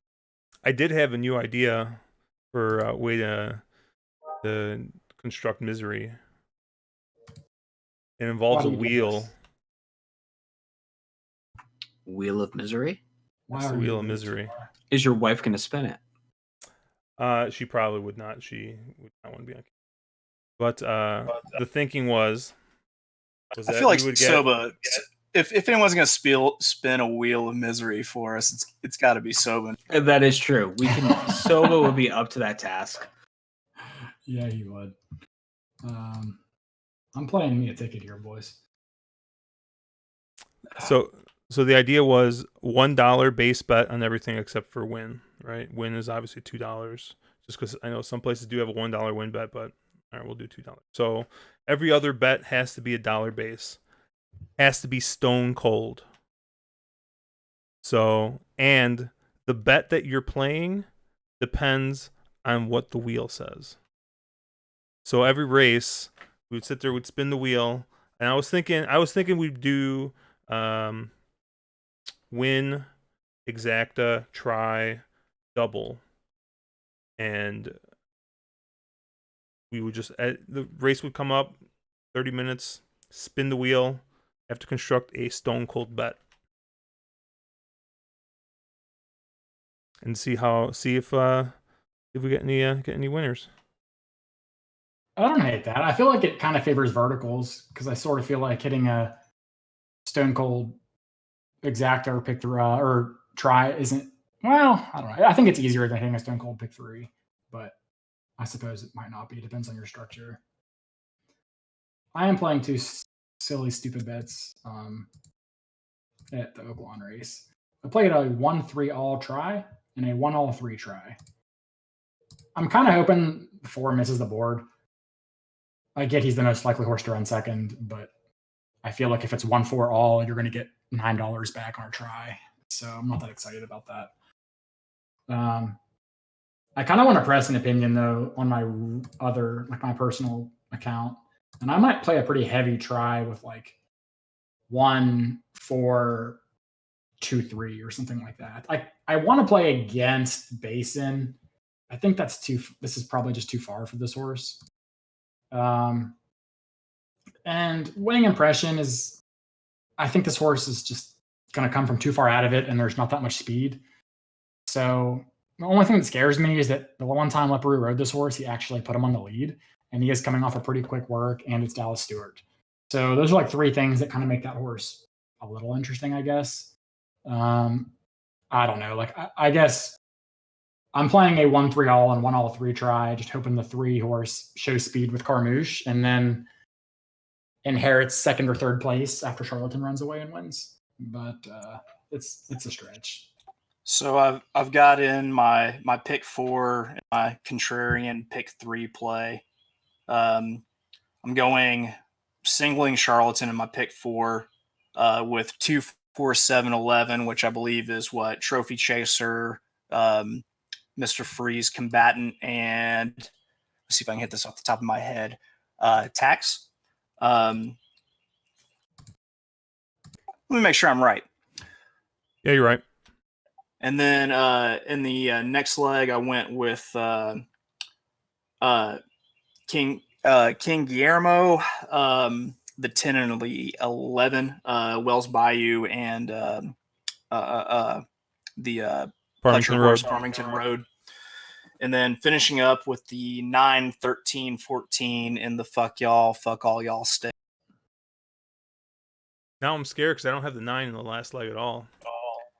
I have the 9 as a B. How do you not have the 9? 9's a B all day. AP Indy on top, MDO on bottom. It seems like a fit for all these horses that will probably never run. I do like Josh's 11 though in that last race. He talked me there, so I didn't get there. I went 7 deep in that last leg. I'm honestly, just if you want to be like, have like balls of giant steel, I could totally understand singling the 5 in that last race. On first pass, that's how I had it. I was going to single the 5 and just spread everything before it. And then I went, this, I'm going to be alive. I'm going to get around Charlatan, and this is going to be. I have a really nice. Hold on, and opinion. I got stupid. Can I finish? Can I finish? Only if you use that twang. All right, motherfucker. Let's do it this way then, man. Y'all push me to this. I didn't want to show this side of me. God damn. I need to fuck y'all. Fuck y'all. Fuck all y'all. I am going to play my contrarian pick 3, starting with my friend's beer, Governor Morris, and you, Dior, and Basin, running it through 2-7-11, which was Trophy Chaser, Combatant, and Tax with King Guillermo and Wells Bayou. So we got a couple questions. Dennis has got like 5 horses in here. What in the world? Oh, he's got the all button. Everyone but 5. Dude, there's. Oh, you can't use an all but one horse. That's just asking. I'm betting the 5 to win now. You angered the horse racing gods by doing that. That is true. But no, I mean, this kind of thing where it's such a binary race, there's nothing wrong with being Allberger. If you can get around Charlatan, which I think you can here, there's nothing wrong with hitting the all button and buying the backside. It's very game 3 play. Yeah, I feel like if you beat Charlatan, you get paid. And you don't want to beat Charlatan and not have the right horse. Like, you don't want to go against Charlatan and then use Governor Morris only to have Ono d'Or or Winning Impression beat you. So I get it. Like, I get it. Yeah, Ono d'Or is going to just like completely fuck. 6421 is so high on Ono d'Or. And I think he runs a tired 3rd. Oh my goodness, he's spamming the chat now. We didn't even finish our thought, and he's already in here. Michael likes Charlatan here. Thinks Garth asking about Silver Prospector. Is that in the 3rd leg of this? I didn't really give Silver Prospector much of a look, but that I think is less to do with what I think of Silver Prospector, is more what I think of the other 3 horses I used. But I really thought that Silver Prospector was a super logical horse. I might be asked the question of, last time I took Wells Bayou in the Southwest when they went head to head, and Silver Prospector got the better of them. So why did I decide to go with Wells Bayou this time versus the horse that beat him last out? And the reason being that I really think that Wells Bayou has developed quite a bit. That was still only his 2nd time on a fast track. And I just think that they're not the same horses, now in May that they were, at the very beginning of February. The track's not the same. They're not the same horses. They grew over the summer. One got into Ninja Turtles, the other got super into Power Rangers. It just seemed like Wells Bayou is on the upward trajectory, whereas I find that Silver Prospector is one of those kind of Asmussen horses that kind of just long range toddy outs, just kind of might have gets home in those early stakes races at Oaklawn, but never really kind of develops past that. I tend to agree with your take there. I think Silver Prospector I have as a B. I think it's a type of horse you want as a B. It's a horse with probably a lot of upside, a bit of a there's definitely a value proposition there, and I have no problem there. I think that's how I have it. I agree with you 100%.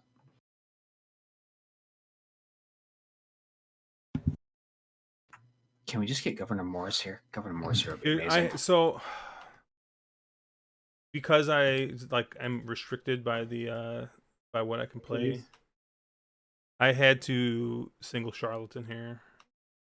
I was going back and forth on whether I single Charlatan or whether I single Governor Morris. And singling Governor Morris would probably end this thing, but I just feel like I don't know. I couldn't get both of them on my ticket. I had to make a choice. I went with Charlatan because I think he's the more likely of the two. I think I do have the pick 3 going with the 4 singled, and then I do on my personal ticket. I got a double cashing to the 4, and I got a double going out of the. Chase, is that a Jägermeister shirt? Yes, it is. I own multiple copies. Well, that is Good for awesome. you. I'm going to step out while this race is running, since you guys are still a couple seconds ahead of me. It's driving me fucking bananas. So I'd like to think that I'm seeing this at the same time that the rest of the world is, and not places where they have better internet, except for where Mark lives. But he's flush in foxes. He's gonna have an awesome coat next winter. Dude, so many foxes. They're everywhere. You got to find all of those foxes, hound dog puppies, to be best friends with for life, even though their natural, what they're about is going to try to tear them apart. I can tell you that every single furry animal around my house is running for its life because there have been a lot of furry animals that have met their end. Let's put it that way. We just found a little nest of baby bunnies where we have our strawberries planted. So those are gross, and I'm not going to eat them. But baby bunnies. I can tell you the foxes really like woodchucks, squirrels, bunny rabbits, anything furry and cute. They're all about eating it. There was a good point in the Discord. The horse that Charlatan beat by 10 lengths, geared down, just won that last race at Oaklawn. So, oh really? Something to consider.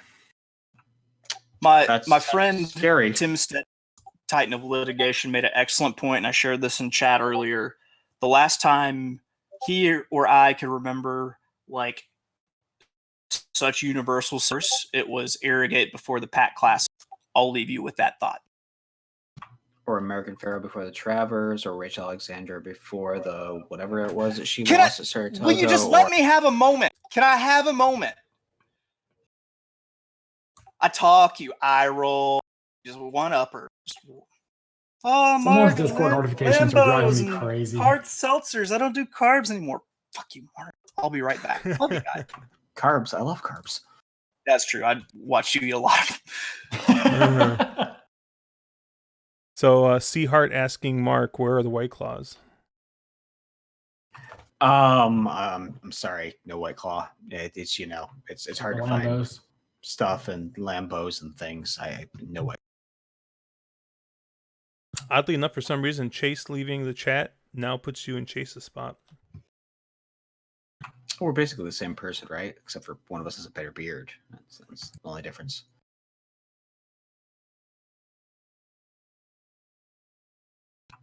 Yeah, you need to fix that, Josh, because I can't be a Chase. This is really weird that just flipped for no reason. I was gonna try to hurry up and cap something at Gulfstream real quick, but I think I've had too much bourbon to do that effectively, so I'm just gonna watch. I had the same plan. I was like, oh, I'll cap Gulfstream and maybe I can make some plays there, and then Japanese whiskey. So yeah, I've had Bride Side of the Road in my stable for probably a year and a half for something that happened so long ago that I just never took her out. Oh, how did my horse run there? What the hell's the horse's name?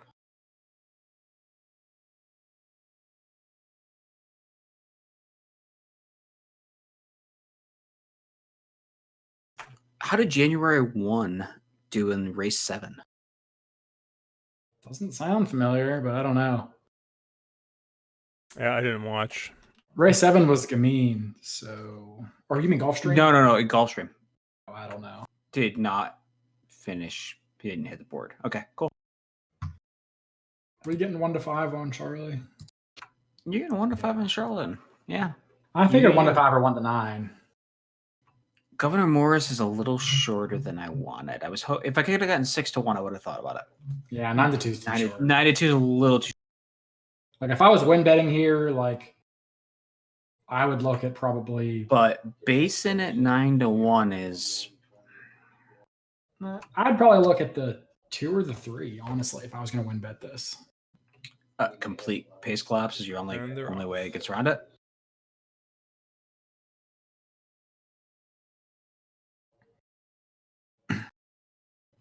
Race over. While the 3% chance that Charlatan loses this race has dropped to about 1% with him making the break. Making the break, Dude, being he got loose in that the even lead. easier than I thought he would. That's 22 Yeah. and 4. He's not going slow. I mean, if he comes back like sub 46. So his pedigree's got to catch up with him now. That's really what needs to happen. Yeah, he just has to get tired. Is the only way he loses from here. I'll tell you what, dude. Momosa is looking. I mean, you can Good tell the spot. connections of Basin and Onador are racing to hit the board. I don't know about Basin. Basin looks.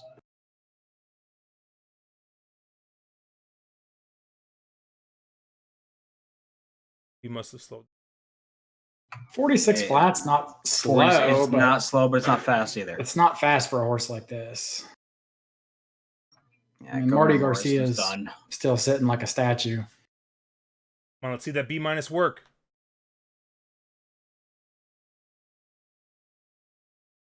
I mean, Basin is full out here, and Marty's hasn't moved. Yeah, this is over.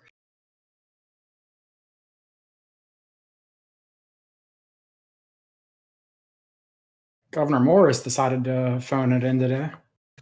Yes, he did. Man, this is impressive. If I can get to 3 in second, this try might pay a little bit, but I don't think it's going to happen. Like that was way easier than I even thought it was going to be. Holy cow! Yeah, I mean, I played 1 all 3. Who got second? Was that Basin? Yeah. It's better than Governor Morris. I mean, I doubt it's going to. I'm sure everybody probably played 1 over 411 overall, but did anyone see where Onador finished? I kind of lost him when he faded out of the screen. What number was he? I don't even know. With all these. I don't There's know. no Or was reason he you should 8? know. He's still running. Maybe 6-4-2-1 can tell me. Come on, Disco. Where's your 8? In fairness, he said over. Wow. So. I mean, you could tell they were, Onador and Basin were both running to get second and make the Derby. They weren't running to win that race. But hey, my price horse actually ran kind of annoying that I keyed Governor. I played a $10 trifecta on my personal account. Charlatan, Governor Morris over Momosa. I did not use Basin because I didn't think that horse could get the distance. Oh, I mean, Governor Morris got 3rd. I'm not going to complain about that. I think he got. Oh, did he get 3rd? That's what they're showing on the board right now. Oh, Yeah. I thought the 3 got 3rd. He must have came late. Yeah. Wow, I thought the 3 was going to get 111 3rd or second. Was I looking at the wrong horse? It's hard to read those numbers. I mean, they're using a freaking potato camera at Oklahoma. Yeah, Like, the it's saddle cloths are terrible. also like all the same. They're color. really washy. Like the same. Are they doing all those stupid like let's make everything saddlecloth the same color BS things? Yep. I could have It's- thought that was the 3 coming up inside. Oh, I thought, yeah, I didn't think it was the 4. But again, it's really hard to read if you don't have colors. Because guys, this has been standardized for a million years. Let's not be stupid. And honestly, that was not a hard try to have. I'm upset that I didn't get smarter and use Basin in the second leg. Yeah, you can't play that try for 50 cents. But if you play a 1 over 411 over 411, you might get like $4 back for 50 cents. But if you figure that's 8 to 1 on your money, like if you Yeah, pay if you that played as a 50 $20 or bucks, $50 yeah. try, yeah. If you assume you had to assume the one was a a lot. whatever was a lock,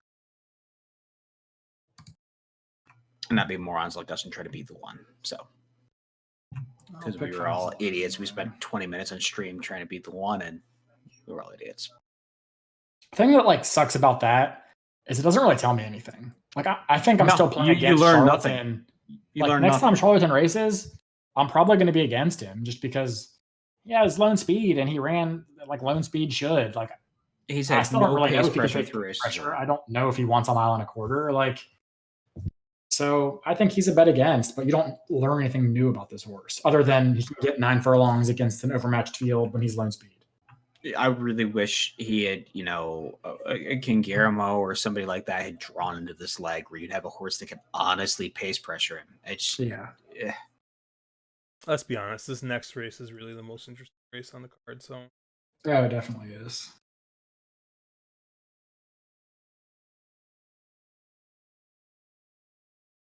I didn't even check to see if the show jumpers were out, but I assume they were. Stone Streets. They switched the race already. Let me see. There was 117 grand on them to show, which actually is not like a jumping number. It was like 35-40% of the show pool, which is he was 60% of the win pool, so it actually wasn't quite that much. So I didn't end up playing my my monster ticket, my brother, because he had, like I said, we had so many horses. Well, that try paid $8. That's actually great. Oh yeah, for the 3 logicals. Yeah, I mean, you play 1 for 411 over 411. That's a $1 bet for 50 cents. You get 8 to 1 on your money. I mean, that's incredible, actually. I mean, shit, the pick 3 paid 211, ending with Charlatan. I got so greedy trying to get around Charlatan. All that damn B+ work. B-. Well, I'm talking about Governor Morris had the B+ though. I don't really, similar to how I downgrade Baffert works from California, I also do the same thing to Pletcher. Because I see so many B+ Pletcher works on a horse that goes 50 flat for 4 furlongs. And I'm like, what makes that a B+? It doesn't mention like a monster gallop out. It doesn't mention under like a huge restraint. It's just like, this horse is a Pletcher and it's probably good. So I'm going to, I don't get it. So I also knock Pletcher's horses down about half a point on a workout scale.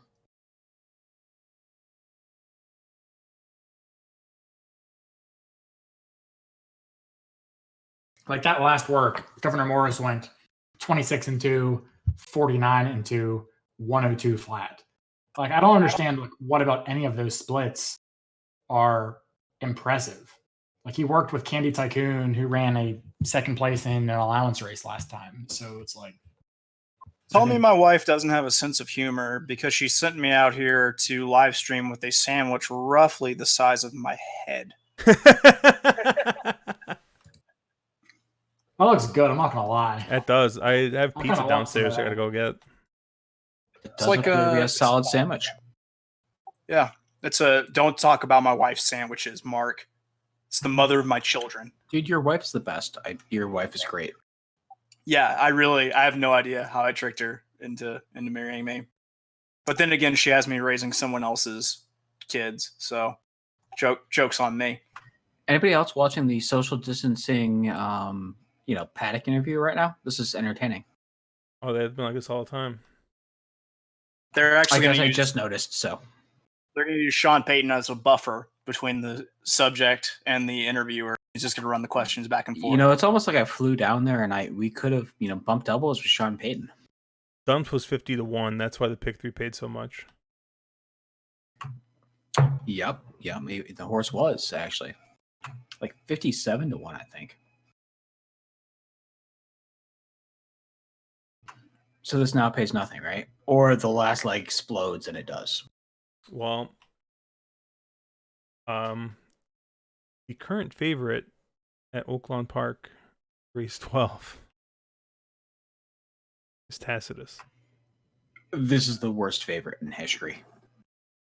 No, it's not the worst favorite. 3-1 on Tacitus. Okay, whatever, you do you. But to me here, Trophy Chaser's the bet. I'm sorry. Did you say Tacitus was the favorite? I was kind of zoned out. You Yes, heard that Tacitus is right. the You favorite. are. Yeah, that was. I'm sorry. Tacitus. I can't. Yeah. Be right. No, not Tax. Tacitus. I would have bet the 4 at Gulfstream if I was going to make a play. Just because that horse is in my stable, and I know at some point I like that horse. So I mean, Kendrick didn't fly to Arkansas of all places to ride. Oh, he rode yesterday a little bit too. That's not why he's here. 3-1 on Tacitus. Tacitus. People don't learn. They do not. So by my standards is the price I sort of thought he would be, like 3rd to 4th choice. Mr. Freeze is where he is. Combatant's too high, but he'll come back down. Trophy Chaser's he'll come down, I think, a little more. But I don't think he'll come down enough to where I wouldn't bet him. I think Trophy Chaser might be the bet. I mean, I would bet him all the way to like 5 or 6 to 1. If you can get 10 to 1, I think he's really good value. He's your bear pick. I mean, like, the horse has got the best last out bear, unless you assume that the GP mile with Mr. Freeze running a 107 is actually legitimate, which we all know it's not. 4 that I was going to bet at Gulfstream is going to hang, so I guess I save money. Yeah, I mean, and like, I like Mr. Freeze. I actually think he's a good horse. I think this is too long for him. I'm going to watch this replay because I could have swore that was the 3 that was coming on late, but apparently not. So the 3 sitting 4th with the yellow silks and the blue cap. We can't afford fancy cloth dyes, so we just have to run them out in whatever sack they've got. Can you just like spray paint them or something? Who was 5th? Because I think the 9 nosed out my $30 30-cent superfecta play there, which would have paid, like $1 3 times, So I'm watching the replay. Like most of the 3 is a half length in front of the 4, and okay, he is actually being asked. I don't know that he probably fades. I'm trying to watch that. Yeah, he falls back pretty bad. Okay. I think I switched the 3 and the 4, I think mid, like when the camera panned off of him because Charlatan was so far ahead.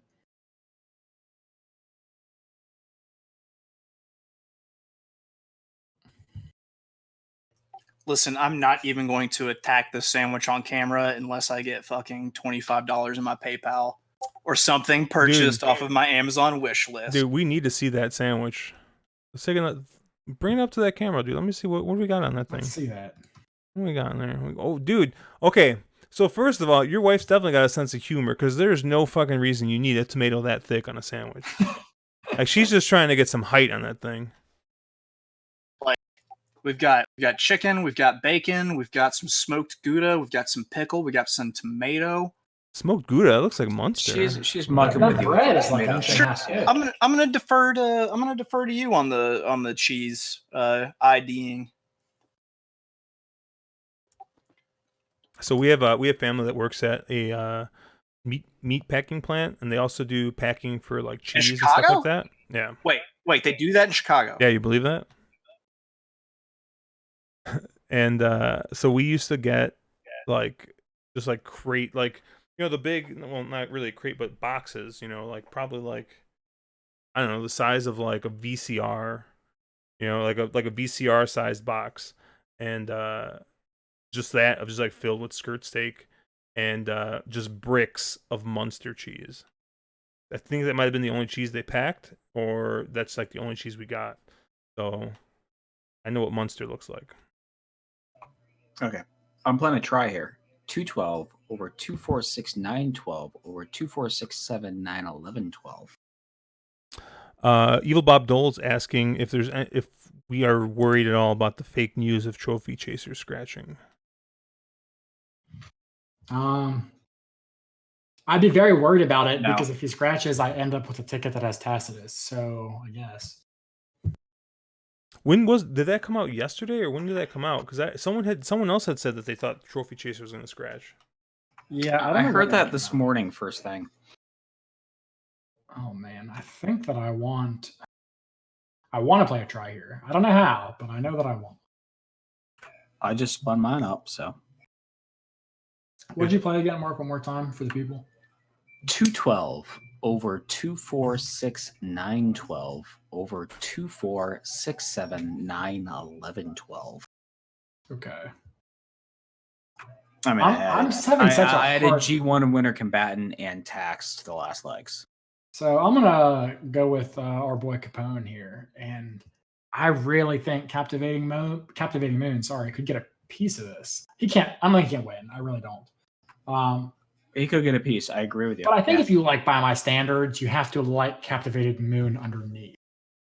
So problem is I don't love anybody on top. Like I am high on Trophy Chaser. I'm high on Mr. Freeze.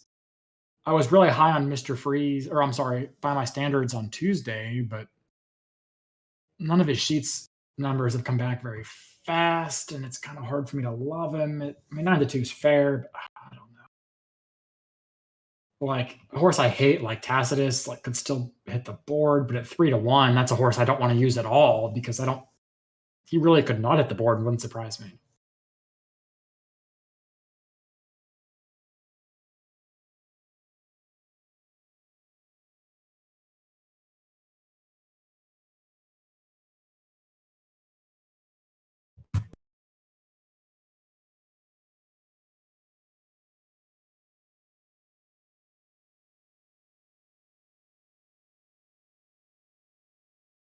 Let me see how many bullets I have left. Oh, I have a lot left. I've barely bet anything.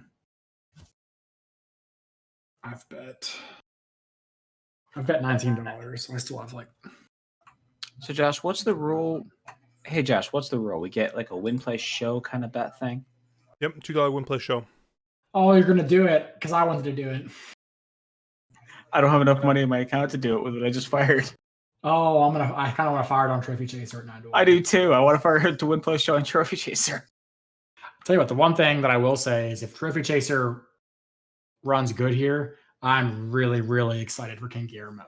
If Trophy Chaser kind of throws a dud, I'm not really off King Guillermo, but it'll make me have a little more caution, I suppose. I realize I overspent. We'll figure it out later. I'm gonna win play show on Trophy Chaser. I'm alive to 247-11 in the pick 4 here in our turn. Got $2 left, and I want to bet Trophy Chaser, but fuck you guys. You already. Here I am, fucking staring at a sandwich, and you're stealing my plays from my.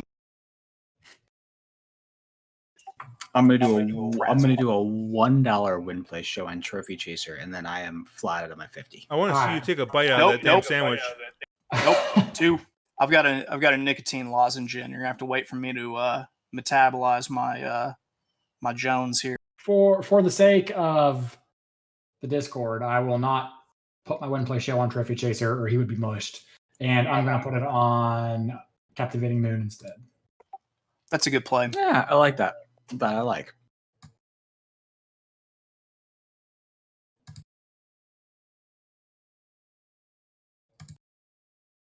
I just played that stupid tribe right in the first leg with the stupid thing to be over with. I need combatants' odds to go down before I do something very irresponsible. So I've gotten. Do it, Josh. Do it. Mush that hard. I've gotten 3 texts congratulating me on the ice cold trifecta in that last race. And I wanted to say, why? It feels like the betting that the Earth would end before he hit the finish line was the harder wager there. Sinkholes happen, man. It's not just Florida. What was your structure there? How did you play that? What, my We talking about? The Wolf Au trifecta. It was 1 over 4, 8, 11 over 2, 4, 8, 10, 11. The way I had it on my sheet was 1, 11, 4. Okay, I get it. I'm gonna go throw some or get the oven warmed up for some pizza.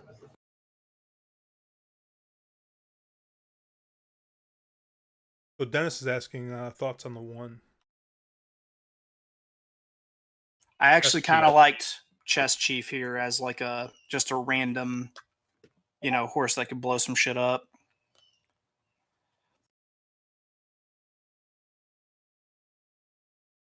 Just if everything absolutely melts down and he gets it 100%, miraculous trip, there's no reason to think that Chess Chief couldn't maybe end up. Yeah, I mean, like, Third. He's kind of got the same, like, kind of almost makes the same case for him as you kind of did for Captivating Moon. I know Captivating Moon came from a little bit further back. Chess Chief has generally been, coming from off the pace, and did at least make up some ground. Pace.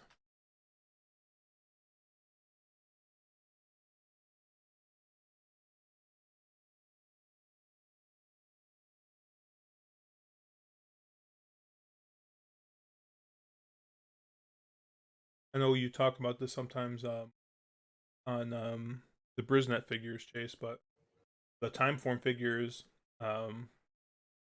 for Chess Chief last race got progressively bigger. 92 in the first fraction, 3, 112 come home, and then 118 with the speed figure. So it looks like Dennis likes the one Chess Chief a little bit as well. Yeah, that's what when you went to go get the oven, I kind of saw that. Dennis was talking him up in chat, so yeah, I don't have any. I can't fault that. I mean, I don't think the horse can necessarily win, but suck up and get a piece. Yeah, totally.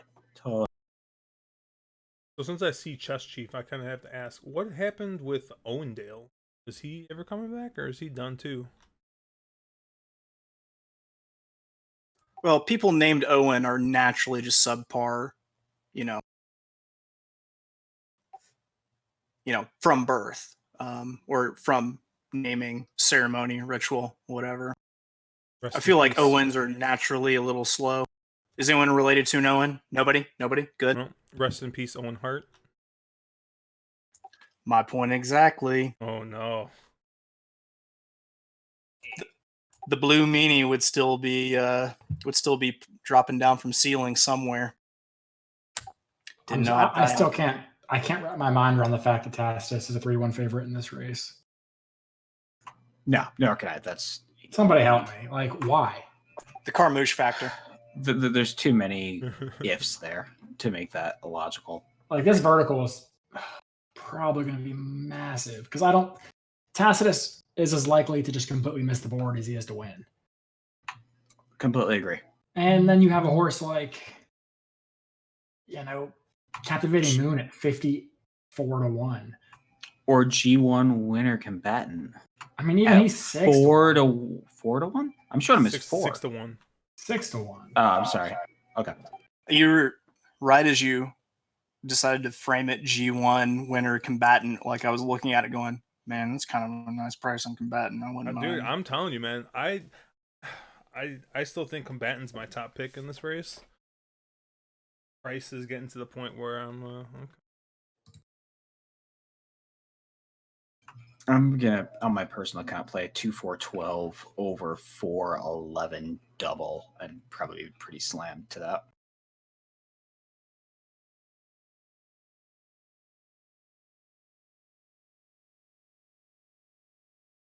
Trophy Chase is coming down a little bit. I think we'll probably end up at around 7 or 8 to 1. Like, so we're not quite halved. I know we kind of thought that he was gonna get halved here, right? Be in that 6 to 1 range. Yeah, we did. And I do find on these bigger days, morning lines tend to be more consistent. You don't see as big moves on these types of days. Obviously, there's a couple horses earlier in the card that took massive moves, but I think the morning lines will be more consistent. You can kind of leverage against them to some.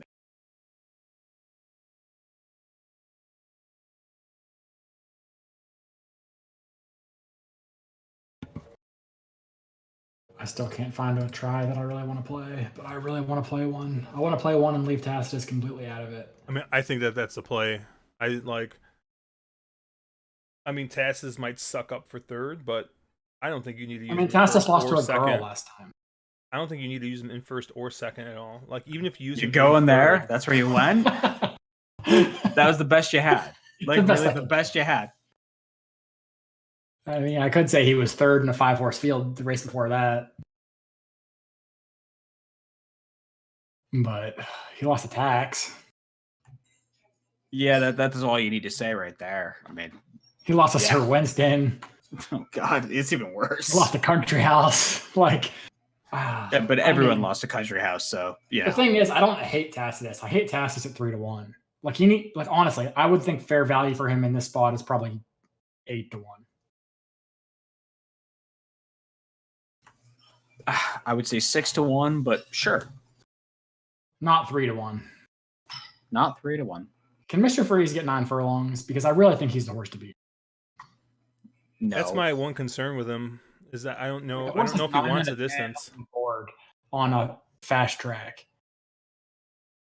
He's got 5 wins. Like, the thing is, his only 9 furlong win came at Mountaineer, and that hardly counts as a win. Your backyard. It is.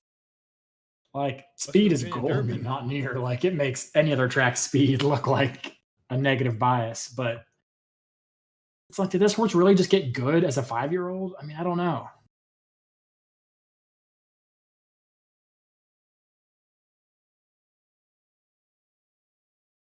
But I feel like there's so many horses here that are overbet. Like, I think Taz is overbet. I think that Warrior's Charge is overbet. It really makes me want to play something here. I like Warrior's Charge, but I liked Warrior's Charge thinking he was going to float up a little bit. I don't know. I mean, if the price is the same on Warrior's Charge and Combatant, I will take Combatant. Very. If Combatant wins this race, then I will. I don't even know. Like, I'll sign. We're gonna both get a shirt. That's what's gonna happen. I'll get like an indentured servitude agreement with Ronus Racing because clearly they just have some kind of like wizardry going on.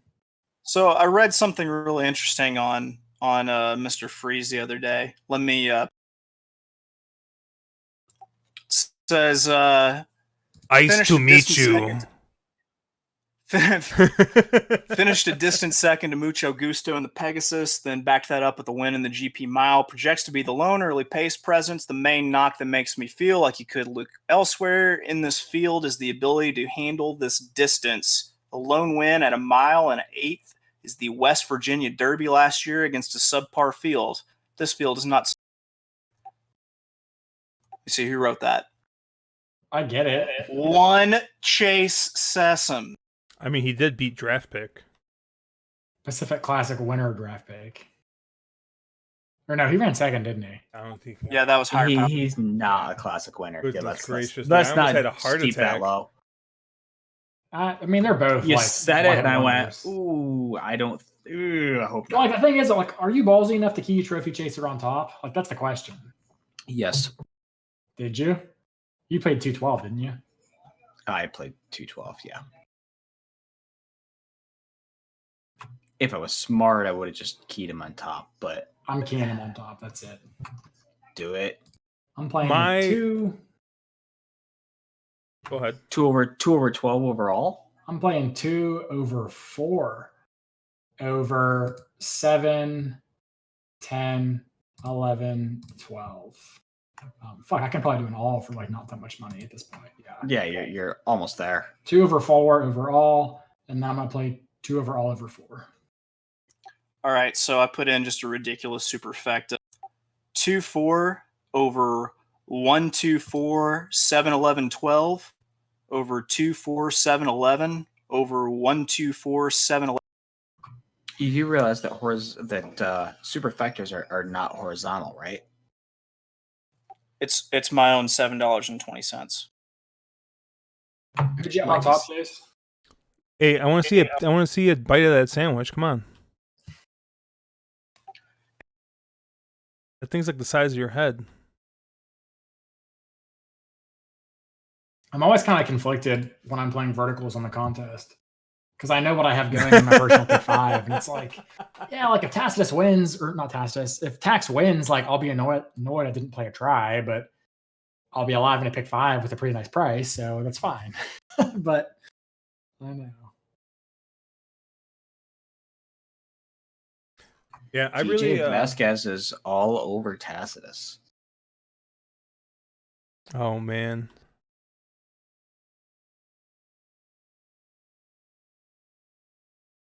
Michael likes. That's Wells Bayou. That's in the next race. Dennis pointing out that Warriors Charge did not lose the country house. That is true, and that's definitely a checkbox. And Garth saying he won't Warriors stand Charge for lost any to Owen Halifax, Hart correct? bashing.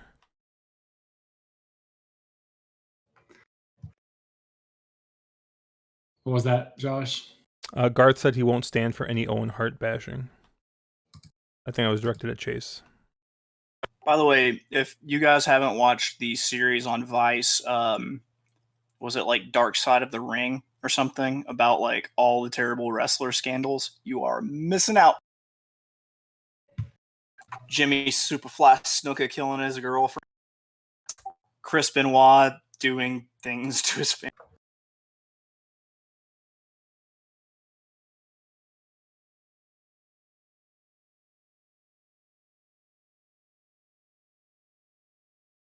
I feel like I want to use my lifeline bet here, my $2 bet on something in this race, and I don't know what. I feel like it might be like a last minute fire away. I'm waiting to see how the odds on the 7 go. Want to see it tick up 1 or 2 more. I don't think it's going. On G1 winner combatant. G Willikers combatant. I don't understand where you're getting to with that horse. I don't get it.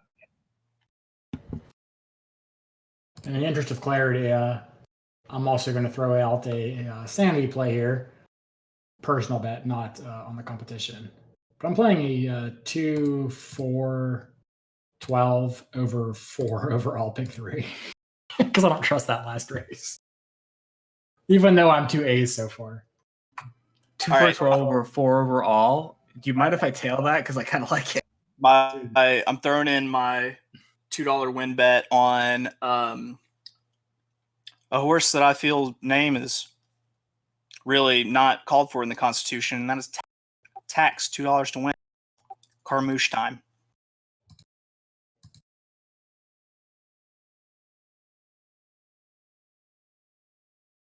Mostly because I knew Mark would fucking hate that play. Yeah, I fucking hate that play. Did Mark give that look that he gave me when I told him about my brother wanting that horse? It was the same look. Yes, it was the same look as when you're like, oh, I had the 3. How the F did you have the stupid 3? I'm not spiteful or anything. No. 4 by 1 by all is at $26. All right, I'm going to step away to watch this one again because I don't want to hear your voices. Combatant. How does Vic say I'm a combatant? little bit nervous about that. I hope Chase's phone is charged for all the texts he's gonna get about combatant winning. And if you missed any of our other streams, I think Chase mentioned either on the streamer podcast that he got more texts about combatant winning the big cap than he did for the birth of his first child. Everybody knows how much he loved that horse.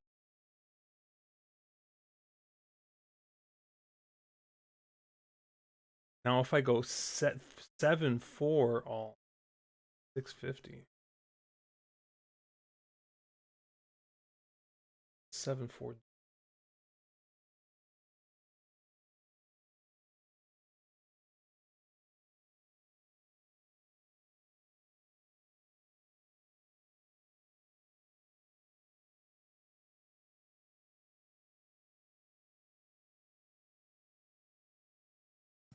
just realized I still have to cap Lost Al tonight. Ugh.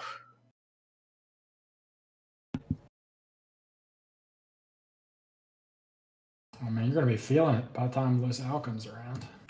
Oh yeah. Well, they're getting in the gate. Maybe we can yell really loud and chase Lyris. Why is he standing in the back?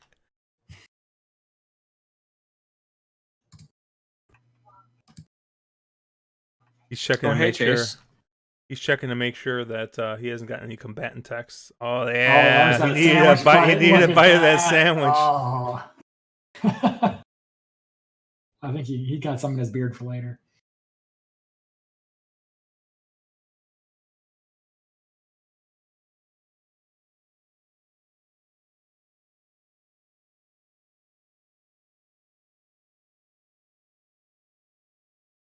Oh my god, the sandwich is so good. You have some in your beard for They're later. off. I tried to put in a double with the 2 and the Warriors 7. charge. I'm surprised he ain't whipping this horse out of the gate. All right, well, these are all the same color saddle claws. Really, Oaklawn? Yeah. You're better than this. No, they're not. Where the hell is Combatant's being a bit Tax? of a jerk. Oh, Tax is getting that perfect trip. Got a little bit bumped, but I think Chest Chief can fuck off anytime. But Oh yeah, Mooch, get up there. Burn the 6 out.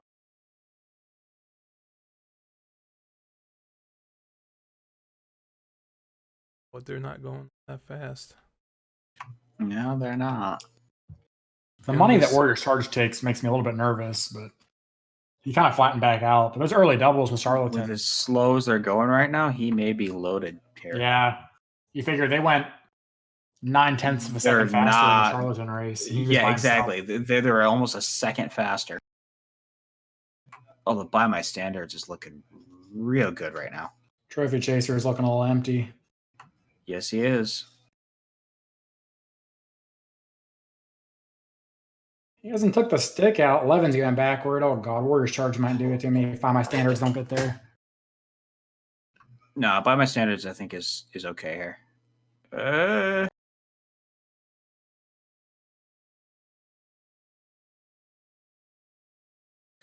No, hey Caleb, we're not idiots. Hey, we gave it out on the stream. Look at although- this. We gave it on the stream. We're all about it. All about it. We got this. I sort of got a little bit soft on him. The thoroughgraphs actually really threw me off that horse because Dude, they it just weren't that his fast. figs did not. The same thing here. His figs did not come back as strong as some of the other Yeah. here. And you go, he needs to move forward once again. I think he moved forward. That was, I mean, he set a very nice trip, but he proved it all top of the stretch. You know, they weren't going crazy fast. He overcame a lot there. So very impressive by him. Very, very Yeah. impressive. What did You got to Tacitus give a finish? shout out. Got to give a shout out to Brett Calhoun. He's got this horse so sharp.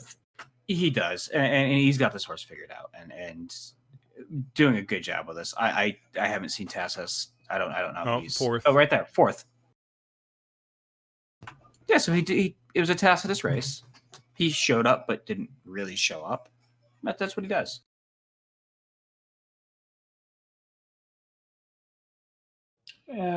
I was between keying Chase, Trophy we did that Chaser thing. or by my standards on top of that 2 all 4 and 2-4 all try, and I ended up going Trophy Chaser instead of by my standards. Had the right That one. idea with Mr. Freeze running third, but wrong horse on top. Tassus got 4th. I think Tax got 5th.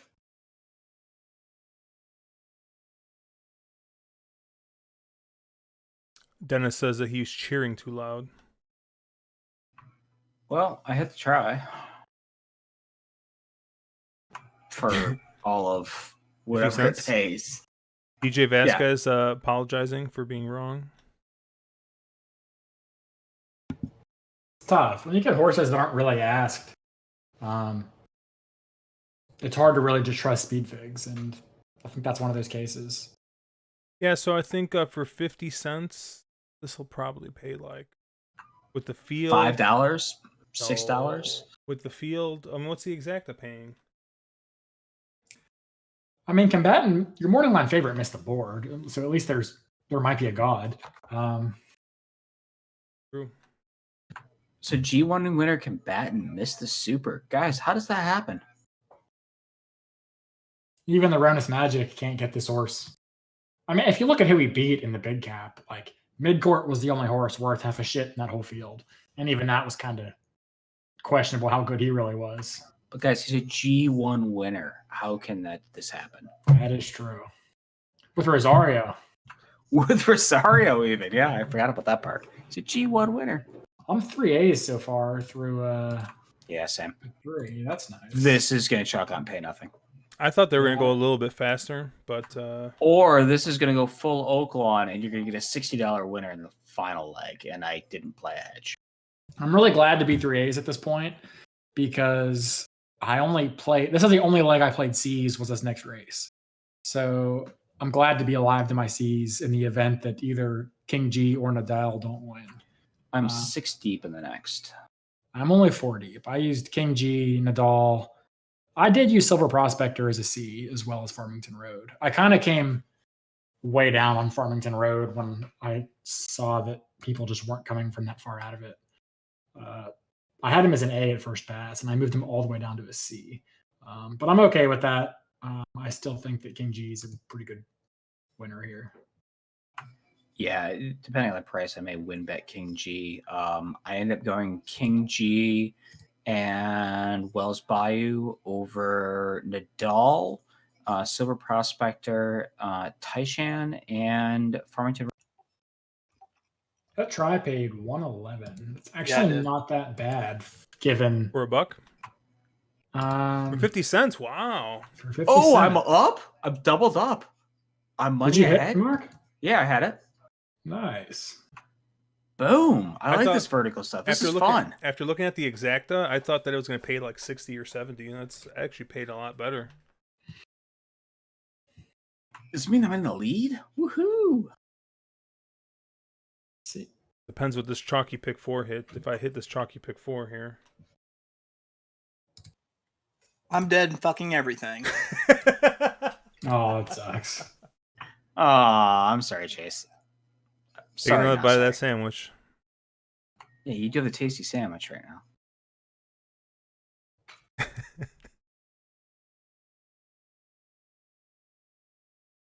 now. Evil Bob Dole pointing out that Charlatan ran 148.49, and this race came up 147.8.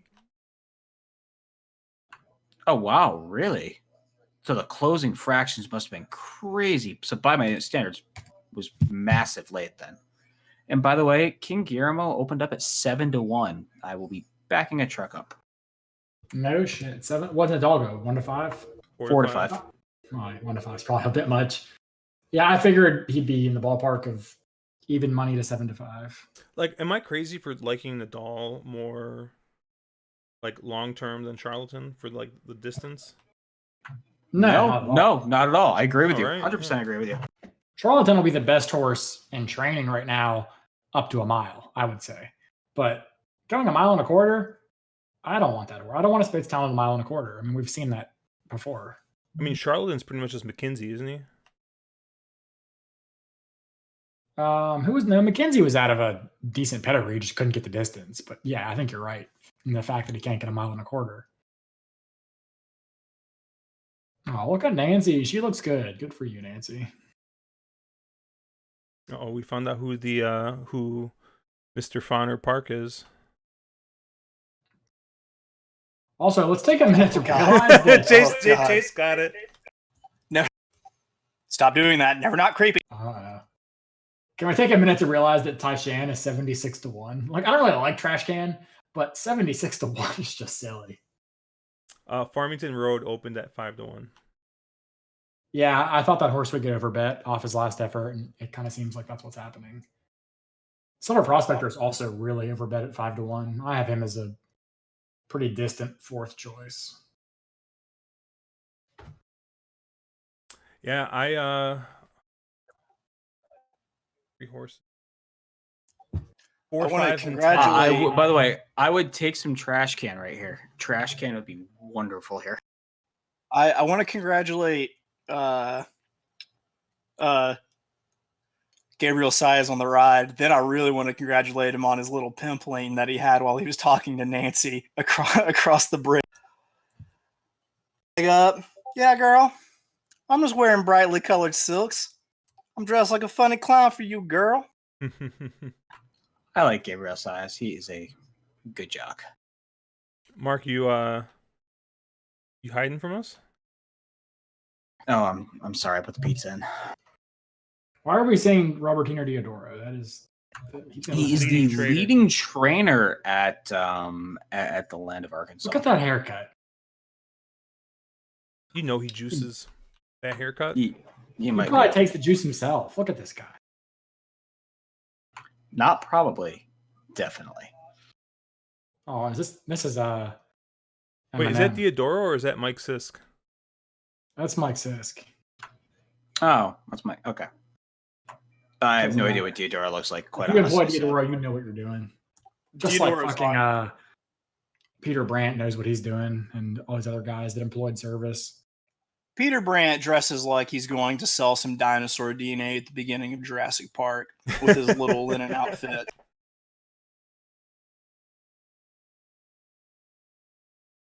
Dennis says trash can is garbage. But boy, would I love Trash Can to win this. At 76-1, I'll put $10 on him to win. But Oh. I don't hold. But I don't know who you were talking about, Mark, but he said that Dennis says he agrees with you. Nice as a person, over aggro as a jockey, which is fine, just a little loco. Gabriel Saez. Oh, Gabriel Saez. Yeah, no. Gabriel Saez seems like he's a little bit. There's a lot of personality there, but he seems like a good jock. Ooh, social distancing fail here. We got arms around people. That is poor form right there. Oh no! Don't touch Arkansas, Santana! Don't you touch can- him! Arkansas, you can be better than that. Hold on, let me catch up to see. Oh. But at least we, stripped everyone else down to their skivvies before we.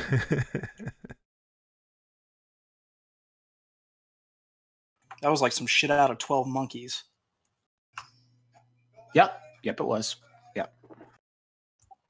Dude, the odds on King Guillermo Wells 9-1.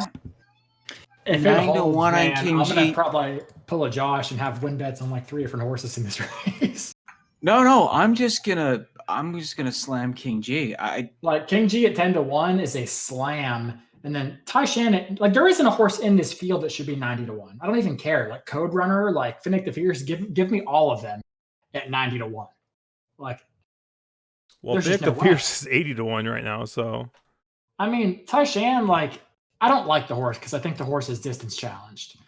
But the horse sat pretty close to a ballistic pace last time and moved too early with Rosario and only ran third to 2 horses who came from like the back of the pack. Like, I don't think the horse is very good. I think he's distance compromised, but at 90-1, fuck, I'd bet on Chase running in this race at 90-1. Maybe even 80-1. I might need better I odds. couldn't hear you over the sounds of my delicious chewing. This I was back. board- I was in your corner. That's all you need to know. This is one of the most drunk boards I've ever seen. This board is absolutely laughable. Yeah, How, yeah, I mean, this is it's gonna Wells even out. Bayou at 9-1 as well. No, it's not. Really? Yeah, look at the Like- will pays. Look at the will pays in the pick 3. I might have to like switch to NH play and deposit some more money to make some bets here, honestly. I'm gonna probably move some more money to my account right now. Like you're getting $9 to the 5 in the pick 3 and at least double that to any other. Well, King G is 23 and you're getting more than triple that to any other horse in this field.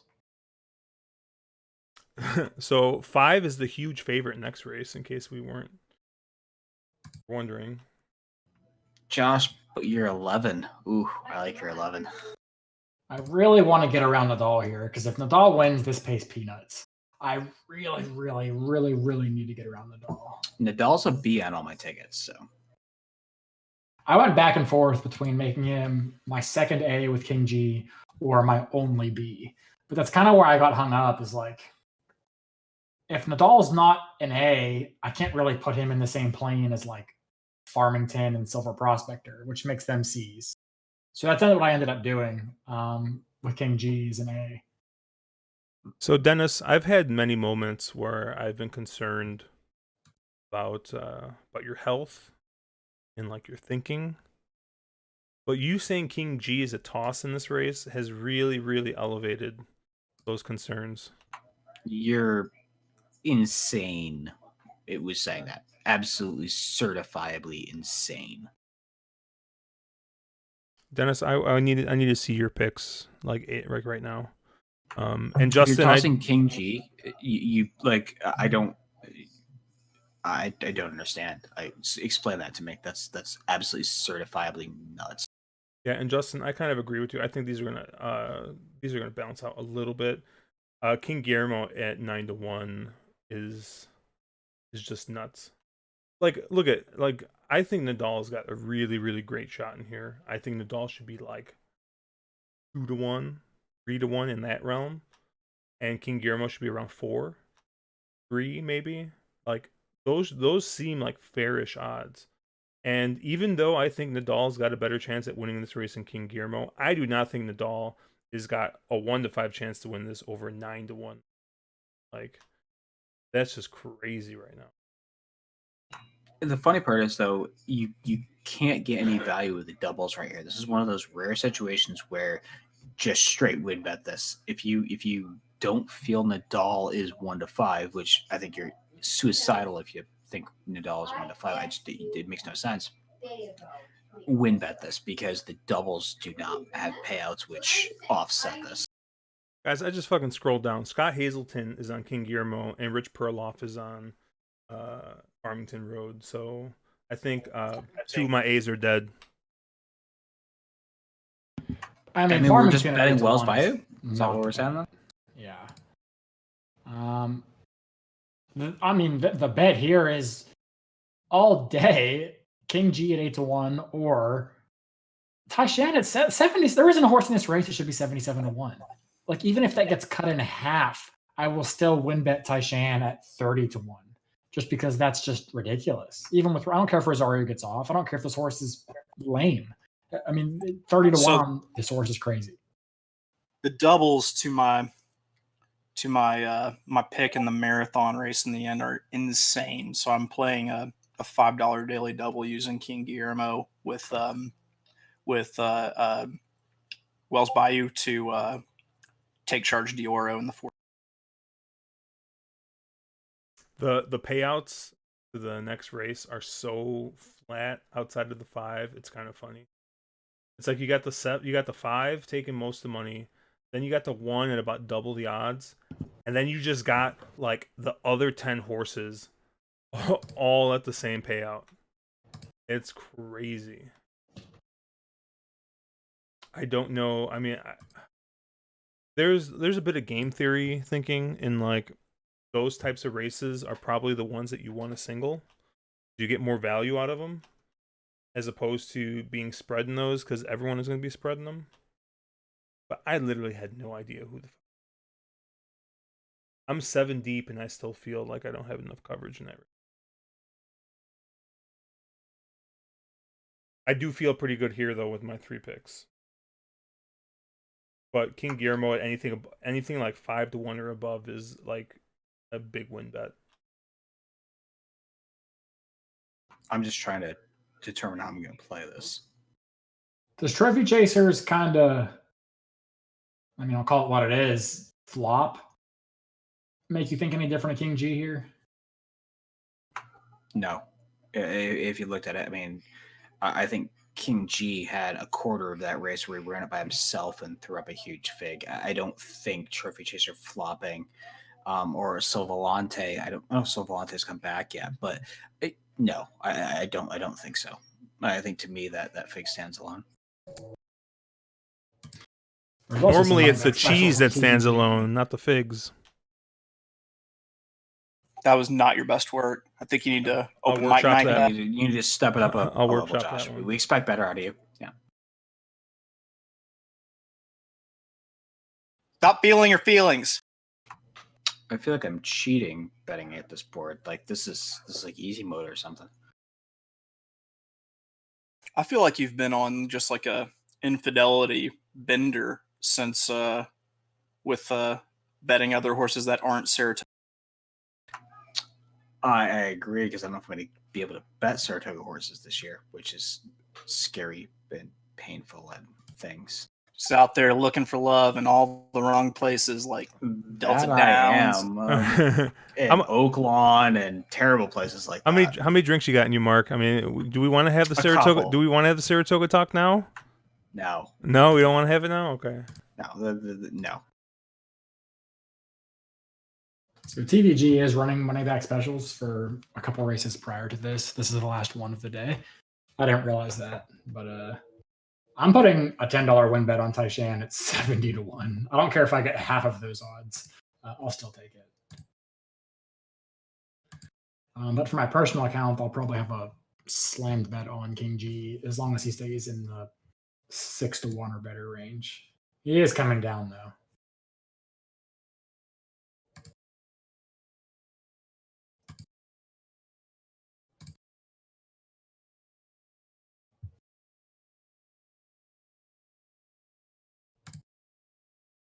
Yeah. So I know we talked a little bit. And we're trying to get about 17 minutes this next race. I know I put up a video a couple weeks ago about doing ADWs and stuff like that, and I've kind of I've been playing around mostly with using DRF as of lately, like for my PP source. Been using formulators, and so I found that with DRF bets, every $50 you bet, you churn, they give you a credit for a free DRF, and then if you pay $1, you can upgrade that from a regular DRF to formulator.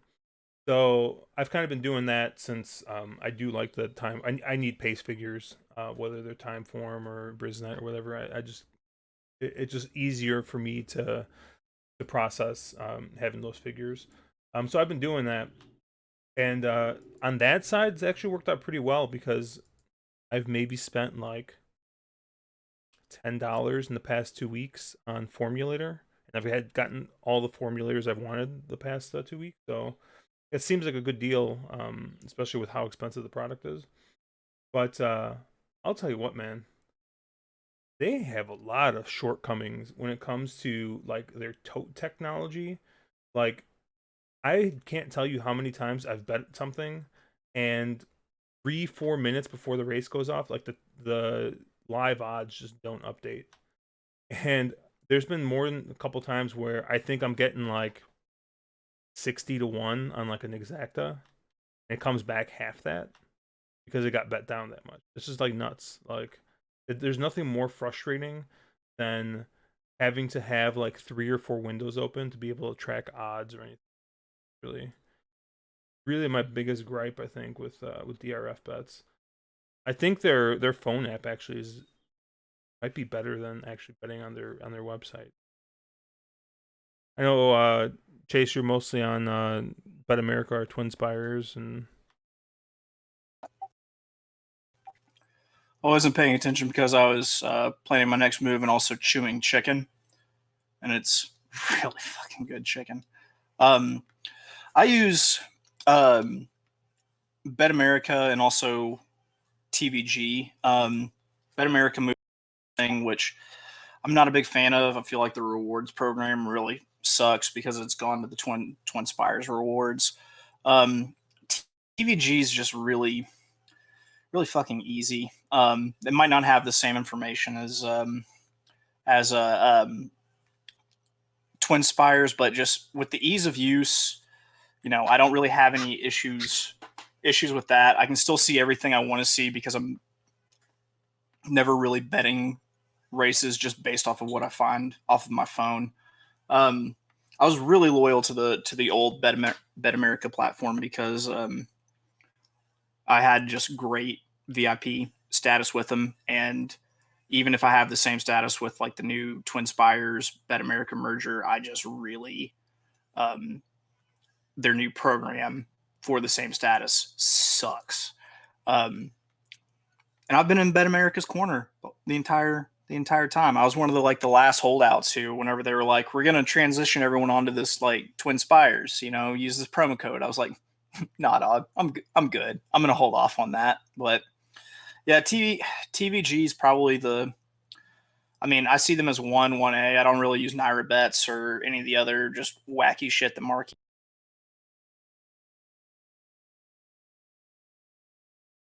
Yeah, eating the sandwich in a shop that does not block me from like flies and stuff was just a terrible decision. I'm just swarmed.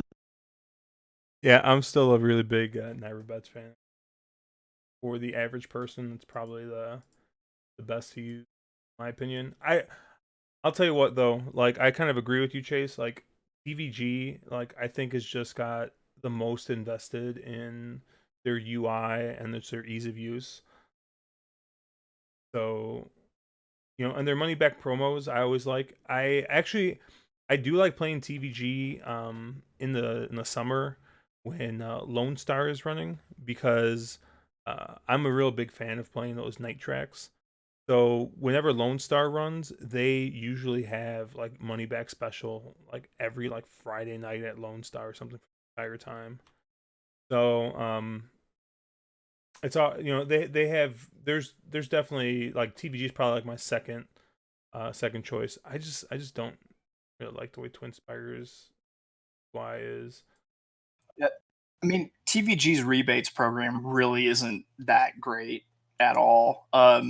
Unless you hit like 6421 level VIP, like you're not going to get much cash back. But yeah, the promos are great, and just the different little levels of contest that you get with that, with like the Super 8, the Super 5, Cash Keeper, even though it's just a ridiculous concept. It's still fun to play, even if you're not wagering. It's fun to make those sort of prop bets. Yeah, I know Caleb and Mark are both on like heavier rebate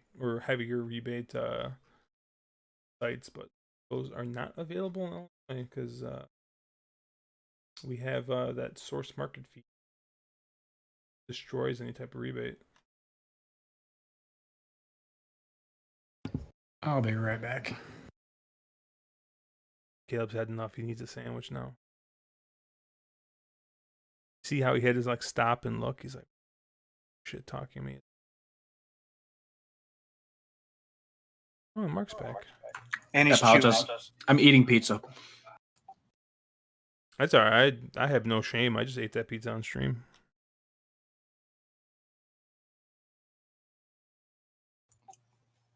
So I think this race is begging for a vertical. If you think that Nadal is not one to like this is perfect for a part wheel.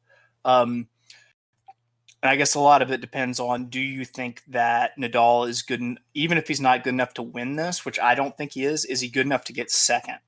If he's not good enough to get second, or Wells Bayou and King Guillermo good enough to go 1-2. If you think they're good enough to go 1-2, then you've got just a world of options for a big payout. This is one of the races where I would definitely wheel in the favorite into second place, because I do think Nadal is strong. I do think that King Guillermo and Wells Bayou, though, are good enough to maybe go 1-2. So I get that little bit of protection in the second leg, but I also get to play my two best opinions basically in a box exact at the top with a little bit of insurance in the middle, and then I get to get a real wide and pyramidy right there at the.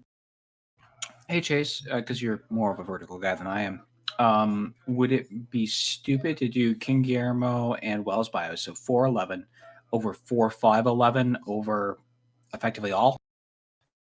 I mean, that's essentially what I was just talking about. Yes. Now, are you making a point at being more succinct than I? Because if so, no, I'm not at all. I am very much making a point that I have no fucking clue what I'm doing with verticals. So, that's what sort of felt right. Kind of moving Nadal back to at best a B, at best second place, and then moving my prices up front. I did not know that I would get these sort of prices that we're seeing right now, and so the way I had it on my sheet today is pretty much the way that I would play it, which was a 4-11, 4-10, 11, 1, 3, 4, 5, 7, 10, 11.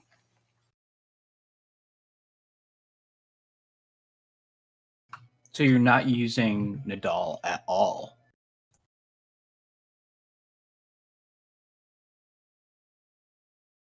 Oh, No, I had him in third. Yeah, I think I'm actually playing it a little bit different than what I had. Okay. No, that's fine, and I appreciate it. You guys have had some scratches, obviously some bias. I understand why you play Yeah, around with I it. was a little bit more keen on Farmington Road this morning. But with what I've Closers seen, haven't been great, so yeah, no, I get that. Yeah, like the way I have it punched in right now needs to be canceled because that is wrong. Basically, what I'd be doing is rotating King Guillermo up into with Wells Bayou, like we discussed, and then I might still use Farmington Road. I might play it two different ways: one with Nadal in third, and one with Nadal in second, using kind of flip flopping out. My thought on Farmington Road was he was basically adrift away from winning that Oaklawn Stakes. He might be more of a Preakness horse. So it might not really make sense for Farmington Road to be on the Derby Trail, but I don't know. It looked like this one could be a little bit more. Granted, the last race looked melty too.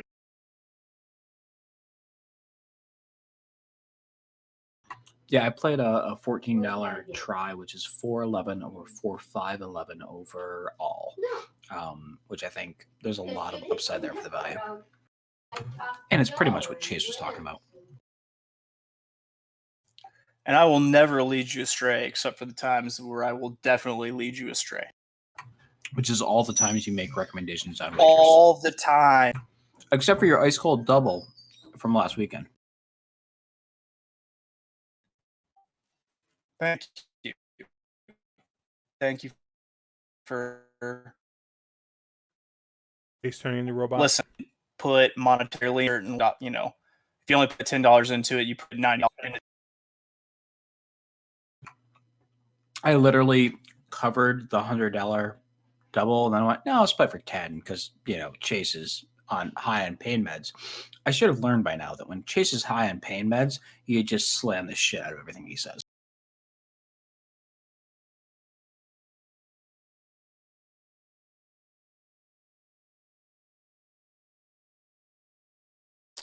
I'm gonna go through a couple things in chat that I missed. It looks like Evil Bob Dole talking about Mario also being on King G.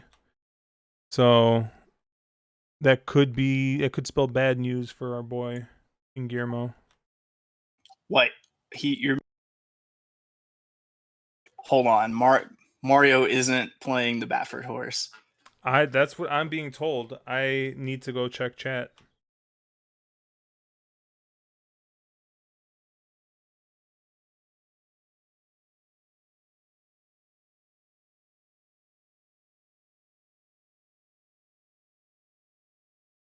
Like, should we send like a sheriff to his house to make sure he's okay? I just can't imagine a world in which Mario is not balls deep into the Sly Gray Fox's derriere. That silver-haired fuck.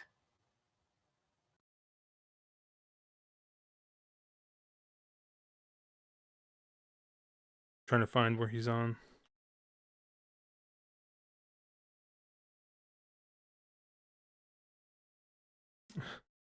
I open up Reddit in the first Discord, and the first thing I see is Murphy saying, "I mean, I am redboarding a little bit."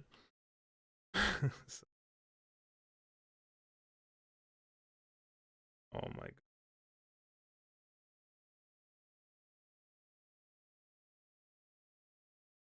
I'm a little concerned about Caleb. He's He's left the room. He's Maybe- picking a fight, and these things I take. was gonna say maybe he's trying to generate a little bit of his own luck over here.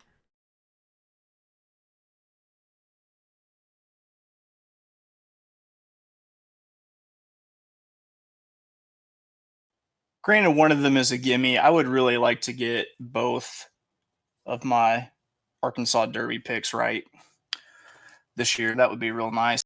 That would be a nice, despite how the pick four has pick 4 and pick 5 have shaped up. You get King G down to 6-1, which still seems slimable to me. And then you've got Wells hanging it. But you're not a Wells fan, right? Oh, I am a Wells fan. Did you and I just agree? Are we listening to each other? Oh no, we were Caleb and the three of us have all been very much in agreement on this card, and very right so far. Not that there's been a bomb or anything. I'm glad that I at least brought up the 12 in the last race. The can't even remember the name because I hate it now, but I brought that up in my write up. The reason I ended up fading that horse off my sheet today was because it really seemed like it might have been just like a horse for course at fairgrounds type horse. I didn't know how it would ship. Granted, pretty well. And also, I don't know how many mounts Gabriel Size has gotten in the last two, but it can't be that. Either was the first or like the second. So he did a really good job riding off the bench, whereas you've seen a lot of the other cats kind of lack. Mainly some big Hall of Fame names that have not showed up in the last 2 days. One of them may or may not have been held captive in Saudi. King G just took a ton of money. I thought you were gonna say he just took a massive dump. I did not, but he could have. I mean, he did take a lot of money. He's taking money now.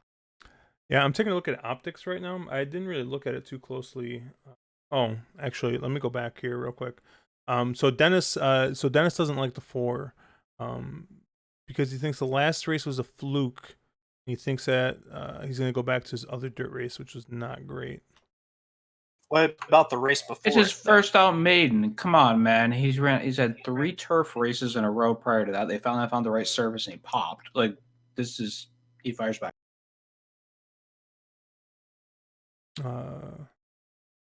Garth says no trash can either. It looks like I know we talked about him a little bit before. I think everyone likes the price. He's 50-1 right now.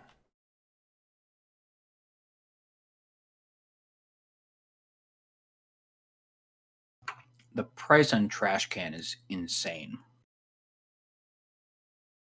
Alex saying we should all be envious of Charlatan. He put his mind to something and really accomplished it.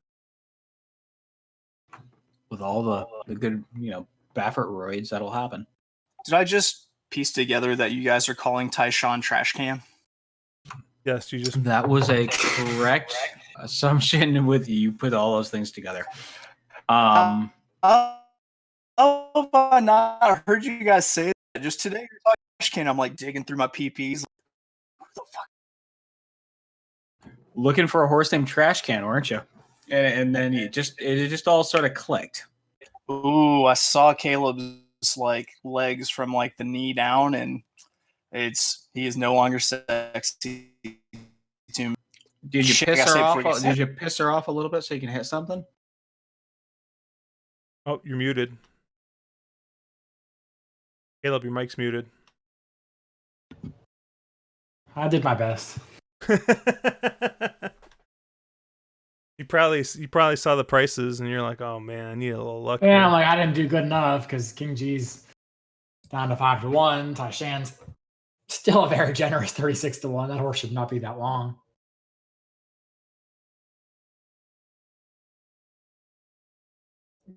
Okay, I'm gonna fire $100 win on the 4 and the 11, a $50 win on Tyshan. Or no, I'm probably not a 50. Probably like a $20 win on Tyshan. I'm thinking. That seems about right. The value there is just absurd. Wait, were the works on Storm to Court good? Yeah, they were. Like, very, very, very good. Albeit, I want no part of that horse. I really think Storm the Court is like overhated on and can probably get third at a nice price.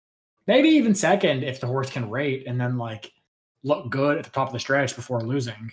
But I don't think this horse can win.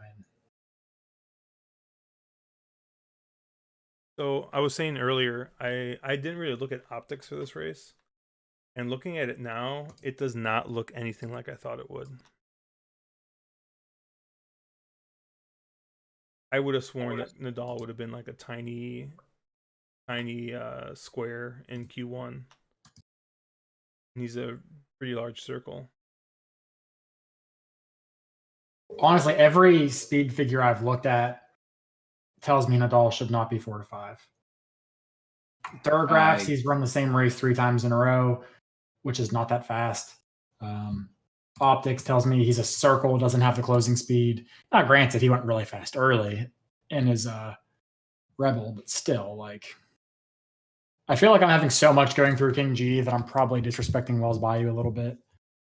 At 7 to 1, I think that horse is very playable, but I'm putting everything through King G. All right. Flat win on Wells Bayou. And then ice cold Wells Bayou King G. Exactly. I feel like they probably get out there, cruise, maybe go 1-2. Hopefully I get him in the rider. If I don't get him in the rider, I probably hit the trifecta. Yeah, I end up with $100 in King G, $100 on Wells Bayou, and $10 on Taishan on the win side. Oh, we all broke. And they're off. Wells Bayou caught a flyer. Jesus Christ, no. Get loose, go all the way. Nadal's going to have to rate. He's going to have to earn it from here. Fuck, I did not want Wells Bayou to get that clear, though. That makes me nervous. No, I did not either. You have to wonder if this is really, if this horse is going to be cranked for this race. And I get it's a nice purse, but No way he's cranked for this. No way.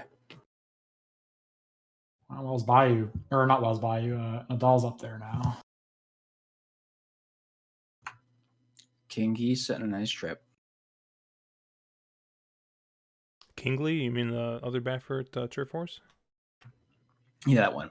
King G. Sorry, I didn't enunciate well. My apologies. 46-1. It's going to be tough for anyone from off the pace to get there. Uh-oh, here comes a middle move from Farmington Road. Come on, King G. Come on, King G. This is, yeah. Or Literally- hell, Wells Bayou. Literally anybody but Wells Bayou. Yeah, I'm with you. I'm with you, Josh. Anybody but Nadal. Like, anybody but Nadal. No, I didn't give me Wells Bayou. Frick, We'll see if come Nadal's on. legit. Oh, but King G looks like he's I driving don't up. think anyone's catching No? Nadal from here. No, this is. Oh, maybe not. No. Oh, maybe. Get there, big guy. Get there. Come on. Come on, Guillermo. Oh, God. Who's on the outside? Is that Finnick the Fierce? Please, no. Nadal's going to Nah, be up it's there. Nadal. Fuck. Fuck, this is gonna pay nothing. Fuck, this pays nothing. Yeah, This pays I just lost a $50 win bet and then $120 or something in the pick 5. It's going to pay $90 if I'm lucky. I knew this would happen. We'd all overthink it. I really thought King G had a shot there for a moment, but it just seems like when you hit the stretch, it is so hard to go by horses. Like if you don't do your passing through the turn, once you hit the stretch, that's where you're going to end up.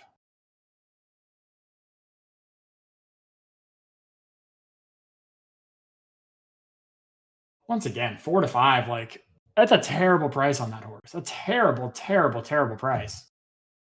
But the horse wins. But like it doesn't matter. Like it doesn't make it a better bet. It just means that's how it worked.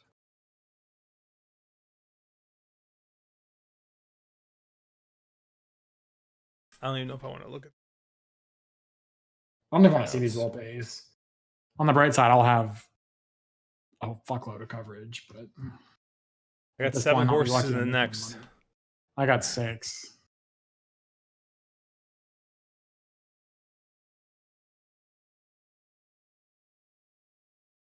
I had absolutely nothing going through at all.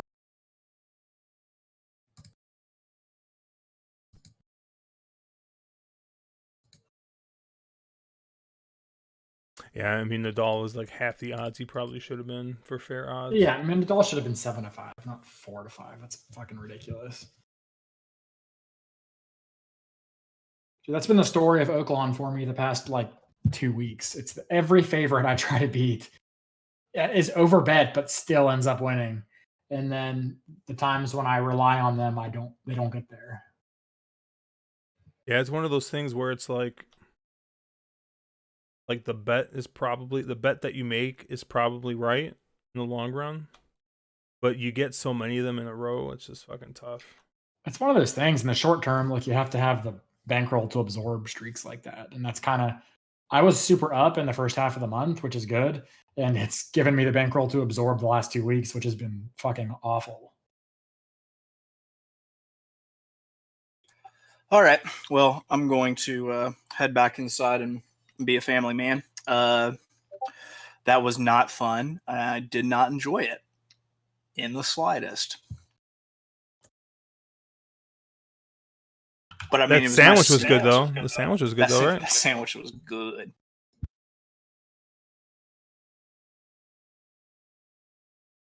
All right, Chase, man, we'll catch you later. That silver-haired. All right, you guys have a good one.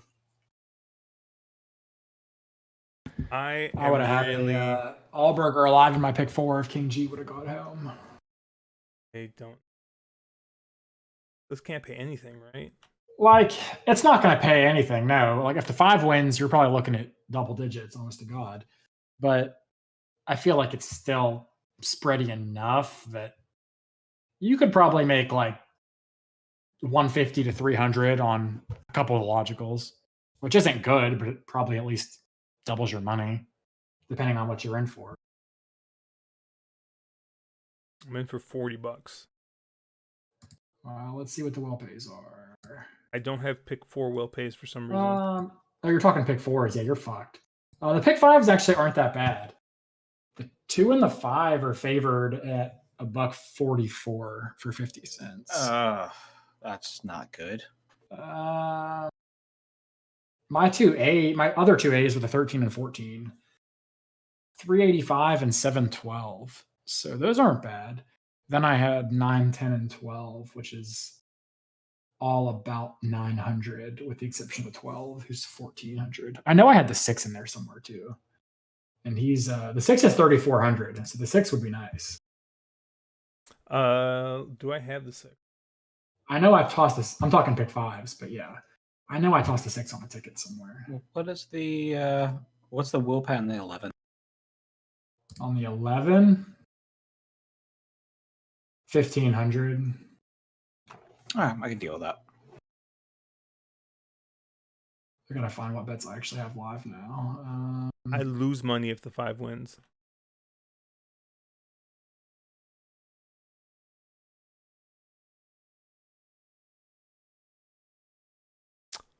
I'm alive to 6, 9, 10, 12 as I think we're B's. And then 5, 13, 14. So I have 7 horses covered here, which means I'm either getting the favorite or I'm missing completely. I'm live to 1, 4, 5, 10, 11, 13, 14.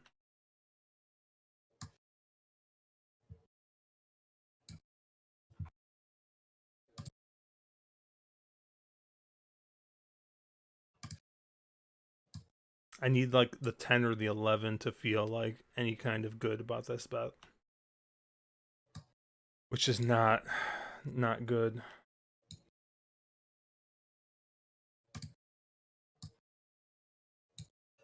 I guess the 4 is okay for me too. The 4, 10, 11 is what I want.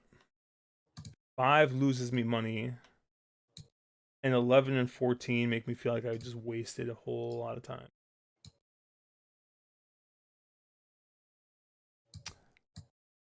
Oh, all right. I was gonna say that Evil Bob Dole had asked what kind of toppings, Mark, but looks like you answered.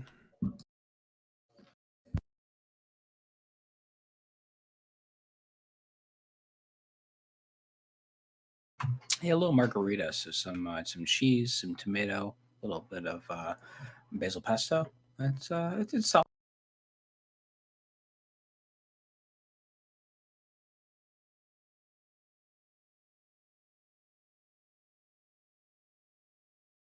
Close the feet dust. Man, all we needed, I think, with looking at these payouts, we just needed one of those favorites to lose. We just needed one. Just one.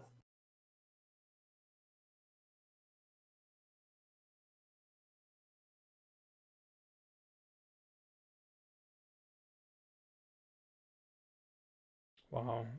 Pick 5 only pays $145 to the 5, huh? Tough. So I was gonna ask you guys, as kind of a, I guess a exercise. Do you feel like the money, with there being so few tracks now, you think the money is sharper than it normally would be? No, the exact No. opposite. I mean, like I've said, I think there's a lot of bad favorites. Bad favorites have won, but that doesn't mean they weren't bad favorites. So I think the money's no sharper than before. It might be a little worse, honestly. I'm okay Completely with these agree. pick 5s. I mean, with the exception of the 5, I'm okay with every horse that I'm live to, given the prices. You know, with the 2 Bafferts winning, I knew it would be limited. But if I can get the 6 home, I'll feel pretty happy. But really, I'll be okay with getting anything home, with the exception of the 5. The 5 breaks me even, basically. Yeah, 5, I lose some money, but I think we both knew that we were trying to get around the Baffords. I have no problem with these will pays, assuming the fact that Chalk won 2 legs. Like, well, I mean, there was like 3 legs that were pretty easy here. And I think, the will pays are fairly decent considering. Like, I don't have any problem with this. I actually think that money has been, I think favorites have been overplayed, if anything, given the current situation.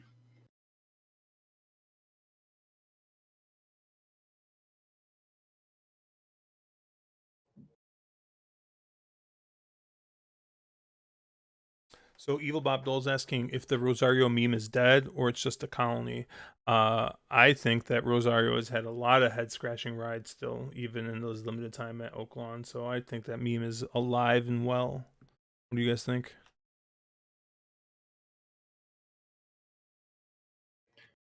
I mean, Rosario is a good jockey. He gives some questionable rides. It's just the risk you take when you bet a horse, because he doesn't look at the form. I don't even know if he knows how to read a form. So he doesn't really know what to expect going in. He rides off of instinct. With an off the pace runner, like sometimes that works really well. He gave a good ride to Nadal. I mean, that horse, he proved that horse could rate. He gave that horse the right trip. Like, that was a great ride. I don't hate that at all. The ride on Combatant, I thought that horse was kind of overrated anyway, but like the horse was never involved. And I think that's one of his more questionable rides. And I think you take the good with the bad with a jock like that, is he's going to win you some races and he's going to lose you some races. And you just have to know what you're getting. He's going to win you more races than he's going to lose you, quite honestly. I think Rosario, he is what he is, but you're going to get those questionable rides on 2 to 5 favorites, but you're also going to get those masterful rides on a 20 to 1 shot. So you take the good with the bad, and he's a net win.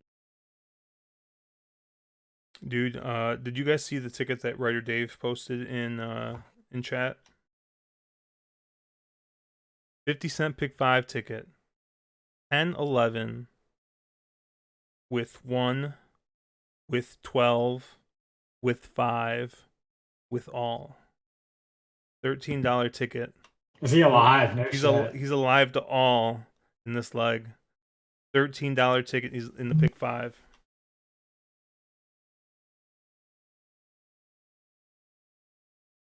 And it's really interesting. I mean, the only really, I guess, quote unquote hard horse or difficult horse would have been getting to By My Standards. And I mean, I was not on the horse whatsoever until you guys kind of talked me into him.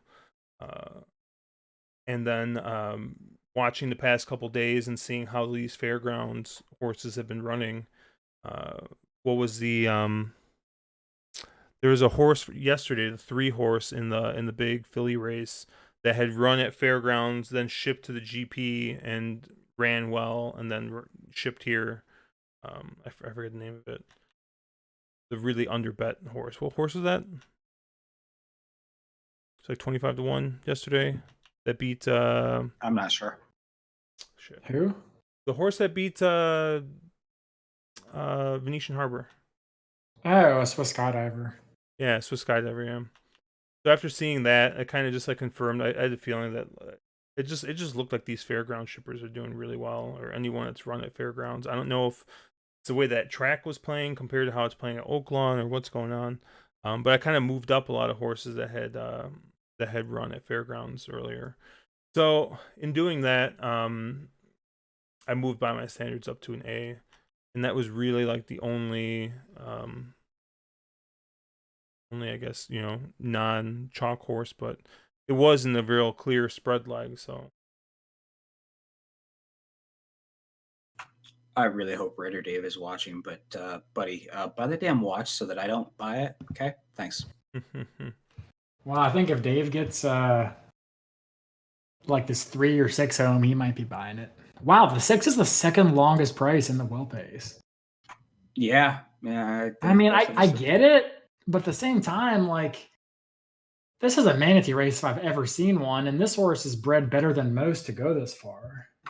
I agree. The horse has the best distance Tommies. So I know Dave is all over the 6 right now. So he, hopefully gets it home. And Yeah, I didn't really like the 6 until you pointed him out, Mark, but I ended up throwing him in as a B at the last second because I'm mad. I have him as a C, so I'm not live to him. oh shit. That's Who are fine. you live to, Mark? You're live to AZ and Bs? Yeah, I am. 1, 5, 9, 11, 14. what are you live to, Caleb, again? I'm alive to the 5, 9, 10, 12, 13, 14. And I'm 1. 4. So somehow we hit this, but we're covered to completely different horses here. Yeah, I'm not covered to the 1 or the 2 who are both kind of taking some money. I'm not sorry, not the 2, the 1 or the wait, I must be confused. I guess it is just the 1. Yeah, The just 1's the one. only horse that's taking money that I'm not really. Yeah. And the 1 was strictly into mischief. Has done pretty well with Progeny, I think, at this distance. Yeah, I'm Completely 1. false. Is it? Yeah, he has a miler to his core. Where is? Hold on. Let me pull up my. I mean, distorted humor on the bottom helps out, but I don't think this horse wants this far. So interesting thing too, and this like really kind of upset me today. I found out that apparently they still haven't ported all of the features over to the new formulator. So hopefully they get this sire snapshot ported over, because I was really freaking frustrated trying to figure out, like, trying to look at all of the sires at one time. In U formulator, you have to click on every single one, go back, click on the next one, go back. Whereas, the old formulator's got this nice sire snapshot that's got like win percentages and depending on distance and stuff like that. But anyways, Into Mischief has 23 starts at this distance and 5 wins. So You mean it's Progeny or himself? yeah, it's Progeny. At greater than 3/16 of a mile, rather. So A mile and 3/16. mile and 3/16. So that was kind of my reason for including the 1. But yeah, I mean, like I said, the two jumped off the page. The 2 is apparently, I didn't realize that Hard Spun is like next to Curlin has the most starts at this distance. 2 scratch, right? Yeah. 180 starts, 26% win rate for Hard Spun at marathon distance. I mean, he's also been beaten 10 lengths, 26 lengths, 15 lengths, 29 lengths, and 16 lengths in his last 5 starts. I really like Josh's 11 here. So, and that horse is an absolute manatee. I with the mean, at exception 12 to of 1, like this distance. The only thing that really scares me about this 11 is that Santana's on it. Anything like I know he's won the distance, but like since the barn change, this horse has been pretty much garbage. But the fact that Santana gets up instead of De La Cruz does make me a little concerned about this 11. Well, the thing with this 11 as well is the fact that the horse has been garbage his entire career, except when he runs this distance. He seems to just do well here. Like, wants this kind of a, this kind of a trip.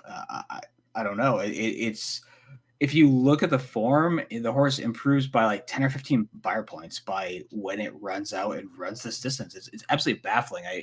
I don't know. I can't remember thinking of any other horse that was that type of a shape where it run around in the 60s and then runs an 80 every time it runs this distance. That's really bizarre. So I have to give credit to Dave for being alive to an Allburger here on a $12 ticket or whatever it was that he played. That's amazing. I hate Dave so much right now. I messaged him and we've been going back and forth, and I'm so mad at him right now. Well, so what did that amount of effort and price I put in that? What did that pick 3 pay? Ending the last race.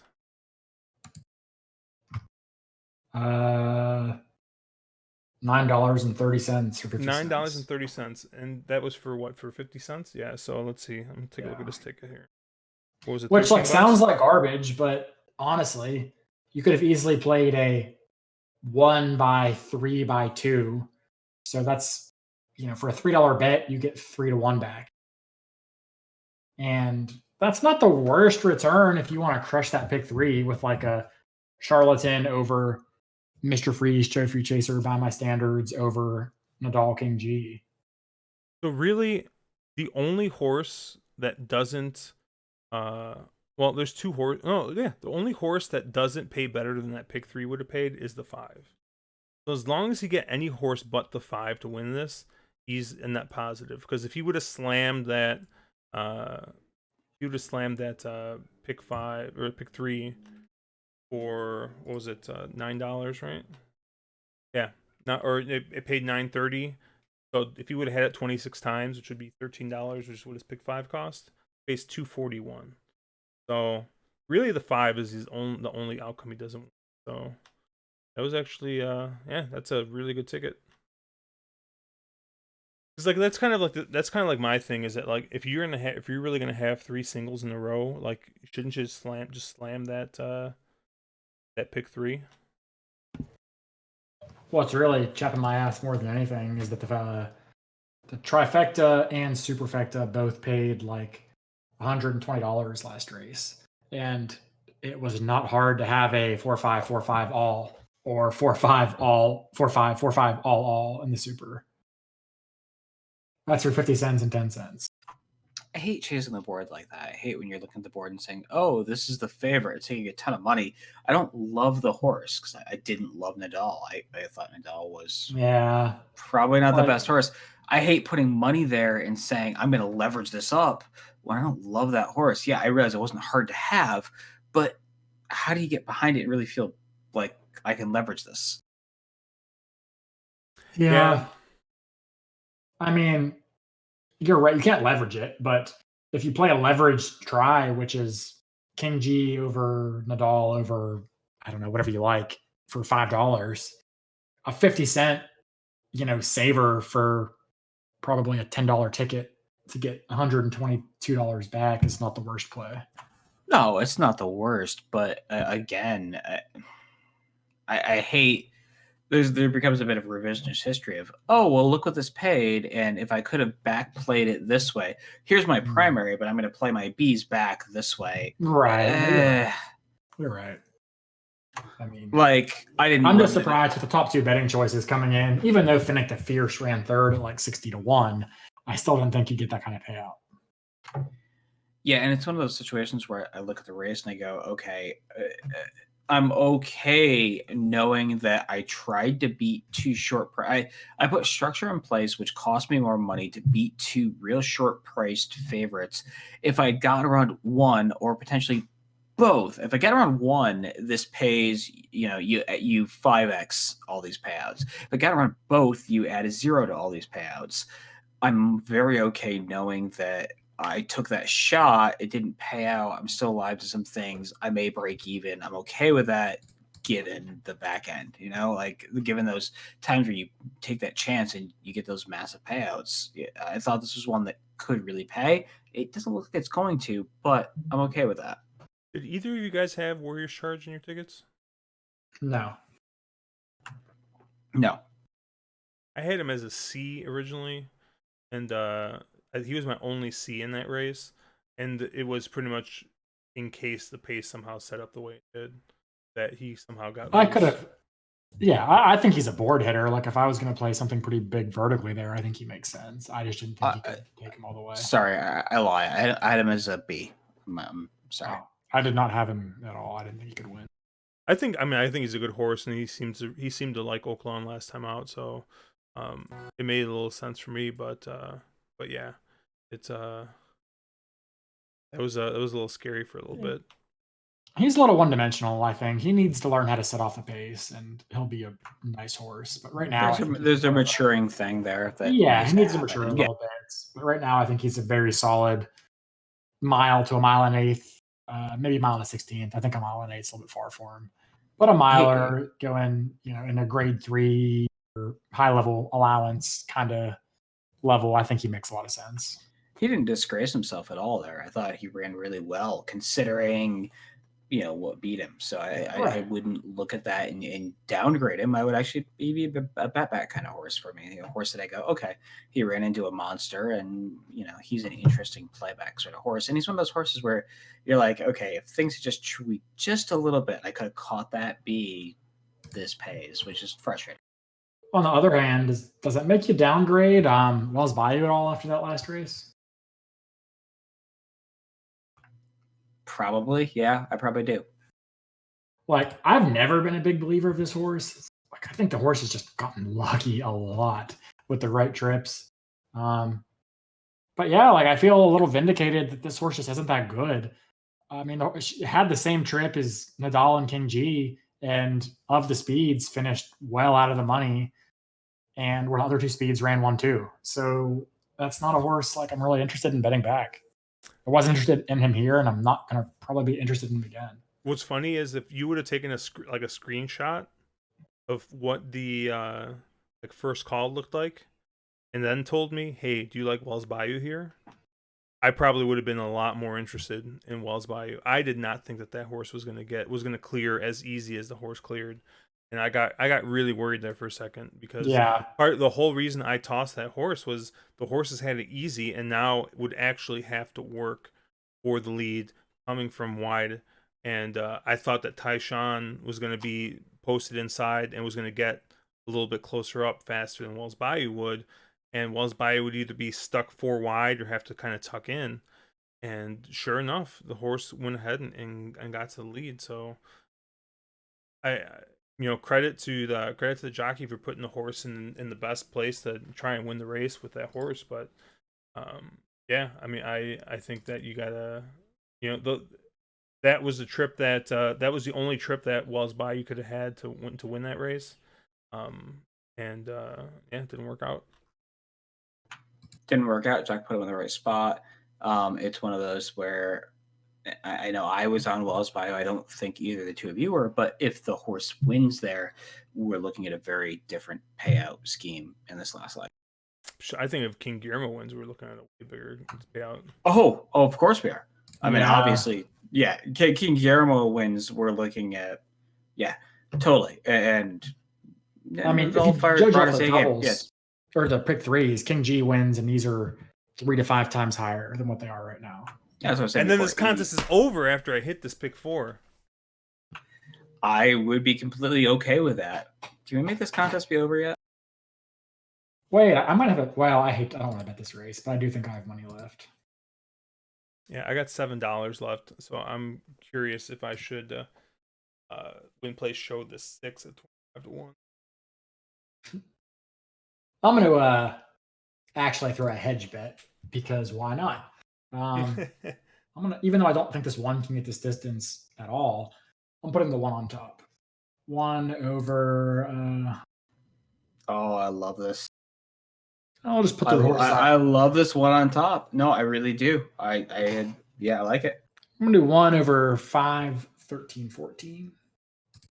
Am I somehow in the lead right now in this 5, stupid 6. contest? And if because are Chase and Josh both dead?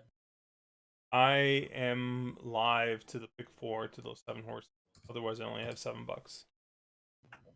Oh, okay. So you're live then. Good. So that and those payouts would be larger than 97.40. Some, not the 1 or the 5 or the 14.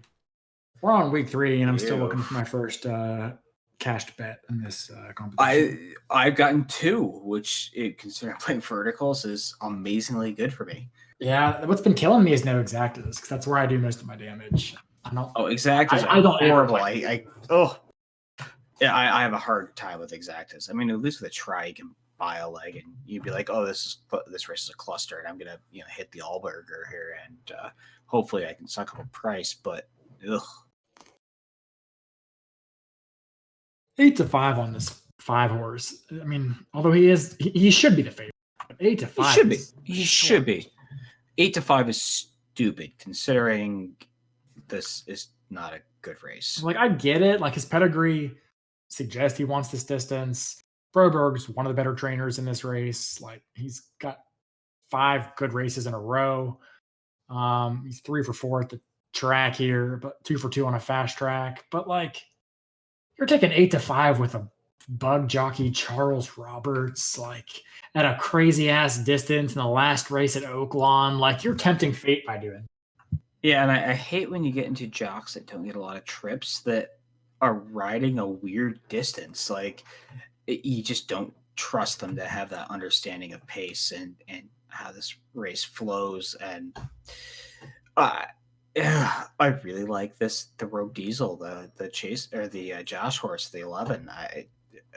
The horse can get the distance, can get the distance at Oaklawn, and gets a jock who's a good jock here. I don't trust this jock in this type of race, but sure, why not? And kind of throw a dart in the race. Like, I'm just saying, like, if you got a horse that can get the distance, and you're gonna get a nice big price on it, and you get a jock upgrade, like, it seemed like the right horse for the time. This 10 is playing oddly short in these horizontals for the way he is. Our boy B Mark's alive and some serious money. Yeah, some Oh, serious no. money. I just saw that. He's To up, Josh's horse of all. yeah, he's live to about 90K through He's Josh's alive the 11, the 7, and the 5. 7 for 44K and 6,400 to the 5. Doesn't make me feel good that B Marks is top 2 horses I don't have covered. Well, the 11 is a top horse, right? I mean, I think you just ordered them by payout, but yeah. I guess I don't have the 7 or the 11 covered. I have the 11, but not the 7. Like, I can't even imagine what pool he's in to be alive to that kind of money given the chalk that's come through. I mean, he must have had a $100 pick 5.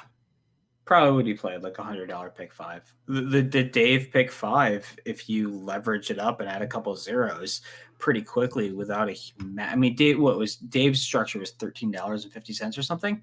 Yeah. You all of a sudden go from 50 cents to a $5 ticket. It's a $135 ticket that is paying out massive here. Yeah, like, I could see a world that you could single Charlatan by my standards and Nadal. Like, singling Rushy is a bit tougher, but I could see a way that you get to that horse. I got to him only going 2 deep. He was my top pick, but I couldn't single him per se. So like, I could see that. And then being 2 or 3 deep here, I mean, I guess it makes sense. Yeah, I mean, it looks like, I'm assuming it's a pick 5 ticket. He's roughly $7.50 to the 11 would be about what that would pay out. So, that's not, it's a $250 ticket with a bunch of really ballsy calls. Sure. Dude, Mario is alive to the 1, the 4, the 5, the 7, the 9, 10, 13, and 14 in the pick 4. So like all but like 3 horses at the I don't Yeah, know and about one of the horses he's not live to, the 11. So you're implying I took like 6 hours to handicap this bullshit and fucking Mario is live to this? Really? And the pick 4, yeah, $16. Wow, when pick Baffert 4. won too, like Mario's going down with his boy Baffert. So His 2 singles were Nadal and Charlatan in this ticket. So yeah, Because so of course they were. Of course they were. But I just hope that I covered the right manatees. Like I have a lot of the manatees this race. Like I got the Do you 6 at have the 33 to 11? 1. I got this 9 and 10 at 19 to 1 and 14 to 1. I got the 12 at 19 to 1. I don't got the 3 at 50 to 1. That's what I'm scared of. And I don't have the 8 or the 7. Those are the manatees I'm most afraid of. So Evil Bob Dole says a $20 pick 5 that B Marks is live to. I mean, good for him because that's Yeah, if good for you got him. that conviction to play a $20 pick 5. Like you could probably get that ticket with like a $200 budget without really struggling. Yeah, you could. And it's one of those sort of tickets where I think Caleb and I probably both took the same strategy, which was let's spread this out. Let's try to catch a couple of prices. A couple of people took the opposite strategy, which was let's really leverage this down, really focus to the logicals and single them out, and then leverage it up by having some larger bet size. There's nothing wrong with that. That's what makes a pool. I feel like an idiot that he's alive to it, and I'm not, but I get it.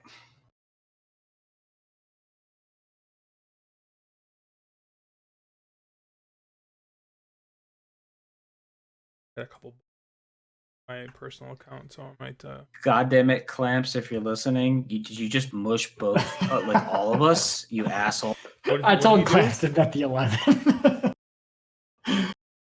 But that was before I saw B We're Marks getting live. mushed. All of us are right That's now. before I saw getting B Marks had a giant score of the 11, so I kind of feel bad about it now. What did he just do? What happened? Clamps just put a $2 win bet on the 11. We're all dead. It's over.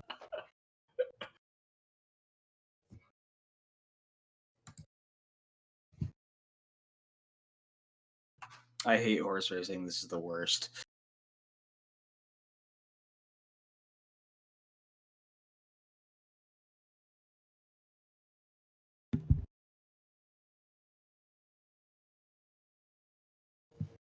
Honestly, the way I see this race going, either 5 wins and we're all disappointed with a pretty shitty payout, or like the 3 or some like the 7 wins and we're all just like completely dead with the wrong manatee we didn't cover. Yeah, the wrong manatee.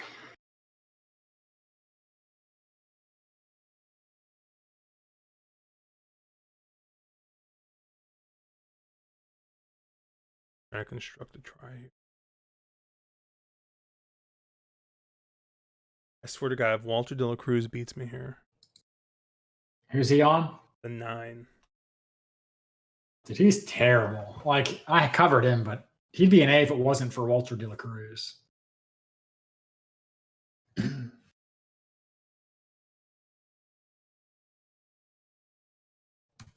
Yeah, the horses. I mean, if you're 11 wins, like I guess the 1 and the 8 are the 2 horses I'm a little bit afraid of beating me.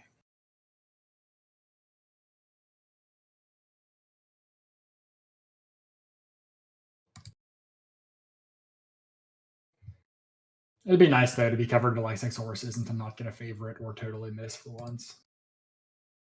It would have been nice if I was much of a contrarian asshole to play sort of a really skinny and then all burger the last leg. We all talked about it. We all thought this is a crazy, stupid race where you can catch a price, and none of us played that stupid. So like I did, but I got too stupid. No, I won't say too stupid, but too You aggressive. played a pick 3, right? No, I did play an Allburger pick 4 where I singled Charlatan and King G. I didn't want to like take the Nadal single, and I didn't want to use 2 because it made a ticket that I didn't love, cost too much money. So yeah, I did play. I played a Charlatan with 3 horses with King G with an all pick 4. And like, honestly, that ticket loses money if the 5 wins. So it's one of those things. Like, I guess we'll see. Well, I guess it doesn't lose money, but it probably doesn't make money either.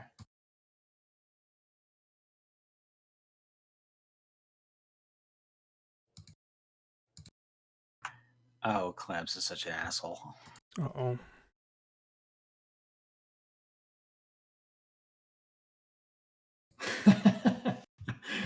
Oh man, your 11 has no shot. 0. Negative chance. It's impossible right now.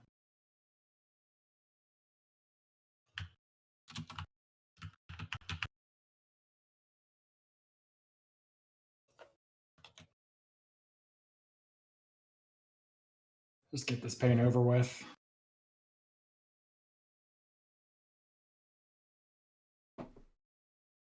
I'm missing a horse. I'll get the.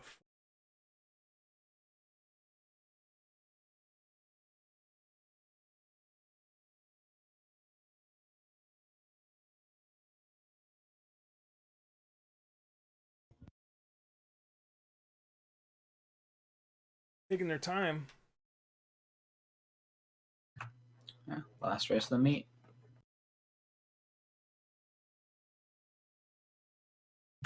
So over under on tote delay length here. I mean, they're really going full of Gulfstream about this. I mean, like the time in the forum, this race was supposed to be off at 7:14. And like Gulfstream got on their ass about this. And Gulfstream are giant hypocrites and assholes and like the worst track running in America. But they sort of have a point in that Oaklawn does just like miss their post by 2 to 3 minutes every race. That really does make their later races end up like 20 or 30 minutes later than post time. I guess race should have been off 20 minutes ago. Yes, it should have.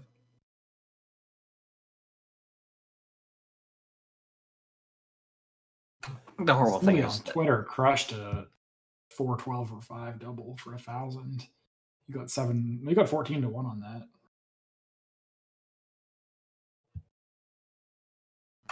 that. I should have been handicapping quarters for the last 20 minutes. And I'm gonna have to speed cap LaSalle, which is gonna fucking Oaklawn.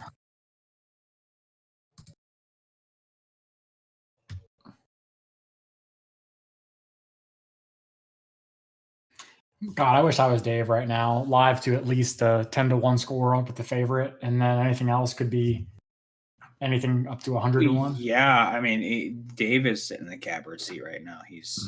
That's just a beautiful ticket, and I love the conviction and well played. It cracks me up because he talks so much shit about Oaklawn and like being impossible, and then he hits like 3 singles to get alive to an all. Yeah, right.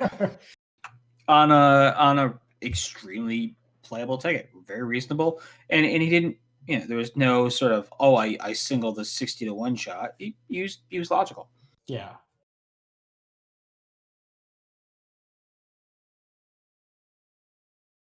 I just put a small win bet on the 10 and the 11 just for fun. What's your range of pick 4 outcomes, Josh? I think the Can you biggest. clear 500? No, the biggest is I think the 11 pays 346. And the smallest is the 5. It pays 34, and I lose money. I lose $8 on the sequence. Yeah, this race will definitely be 3 turns for whoever's asking. I was gonna say, how many times did they go around here?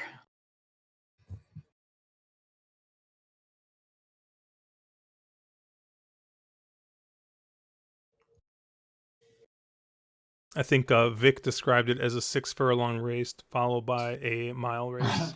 They went 25 and 1 to open. Like, I don't even know if that's fast at this distance. Like, I think that's normal. I think it's That's average. about normal. Yeah, it feels about right. I think 14 we all win, right? Everyone has 14. Yeah. Yeah. It's a bit of a curious run on this 14. He didn't really have to go wide there unless he is confused about which time he passes the finish line that actually is the real time. He's going to cover 4 paths out on 3 turns. So on the sheets, how many? Wow, points is that? 53. Even at this distance, that's Yeah, slow. we are walking. Yeah, Chase could run this. We're betting on Chase, right? Yeah. That one is getting a nice. I mean, he's just fucking. I mean, spinning one's the getting rail. a perfect trip if he can go this far. And you're right. pocket trip, yeah. Then again, I mean, the 8, 9, 14, 1, any one. 14's been pretty wide. I'd be surprised if he gets it done. But 8, 9, or 1, I could see doing it from here. Which sucks because 2 of those 3 I don't have covered. Does anyone have the 8? Nope. Yeah, I don't either. I don't have the 9 either. Wow, like all the horses I have are not in the picture. I have the 9. The 9's I okay. do have the 9 as a B. What is he doing with this 9? Let him run a little bit. Yeah, take the freaking rate off this 9. What are you doing? Well, let him roll. Who's on this 9? If the 14 wins from here, I'll be pretty surprised. I think this 8's going to be tough. The 11 looks like he's got some. The 9 numbers. is That's Walsh nice. De La Cruz. Yeah, I would say the 11 Santana looking like he's loaded here. He really does. This 11 has had a good trip. Josh is 11's had a great trip. Come Someone in on, the white 11. caps trying to make a run here. That's the 13. Yeah, I mean, because they walked and now they're going to sprint home. Santana can do this game. He can hustle. 1's getting the perfect trip. It's 14. Come on, 9. Come on, 9. Come on. Come on, 9. Head in front. 9's going to hold. There we go. 9's gonna There we hold. go. Wow. Walter De La Cruz fucks me again. You've been previously fucked by Walter De La Cruz? Oh, wow. That paid Really? $9.64 for 50 cents. That's a big. I will take it. There we go. Good. Now I got some bolts for Los Al tonight. Woo! That helps if I actually had it.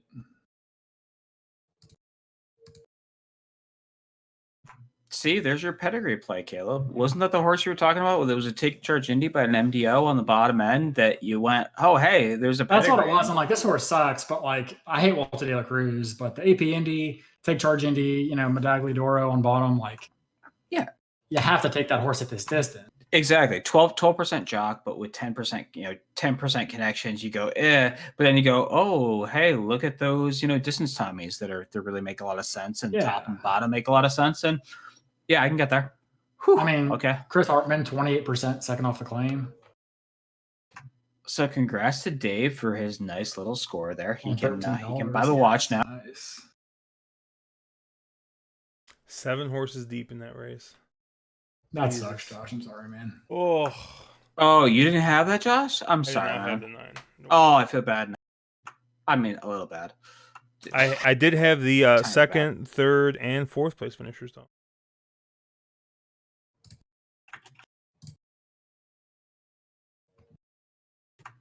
If Dave is here watching, if he doesn't buy this stupid watch quickly, I'm gonna buy it. Oh man, I was like, what the heck? You got that mood lighting? Yeah, going that was and an everything? AAAAB ticket. AAABB. Yeah, that's the way I like to hit him. If I'm gonna have 1B, I'd rather have 2 because I'm not gonna press my 1B opinion. Oh, totally. No. But the thing was, I would much prefer my first B wasn't a 4 to 5 shot, who is the most amazing logical Baffert ever. If I could have caught a price there, all of a sudden this pays like a real payout.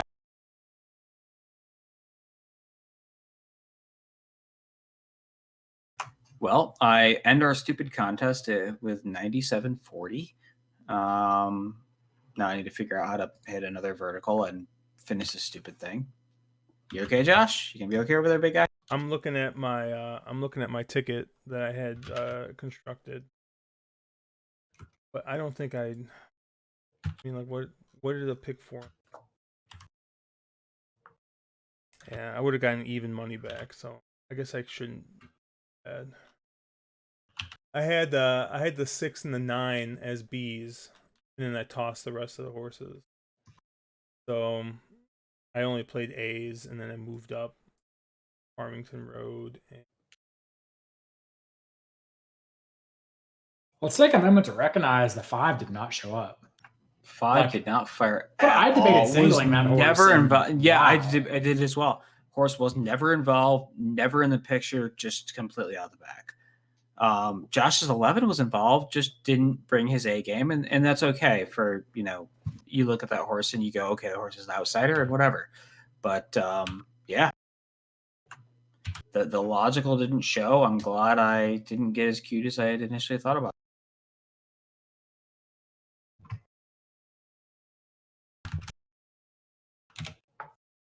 All right. Well, so Mark, you finished with $97. Caleb, you're done again, right? I don't think I'm out, but I'm about out for the contest. You got like anyway. $16 or something, right? Yeah, if that. And I got $7 left.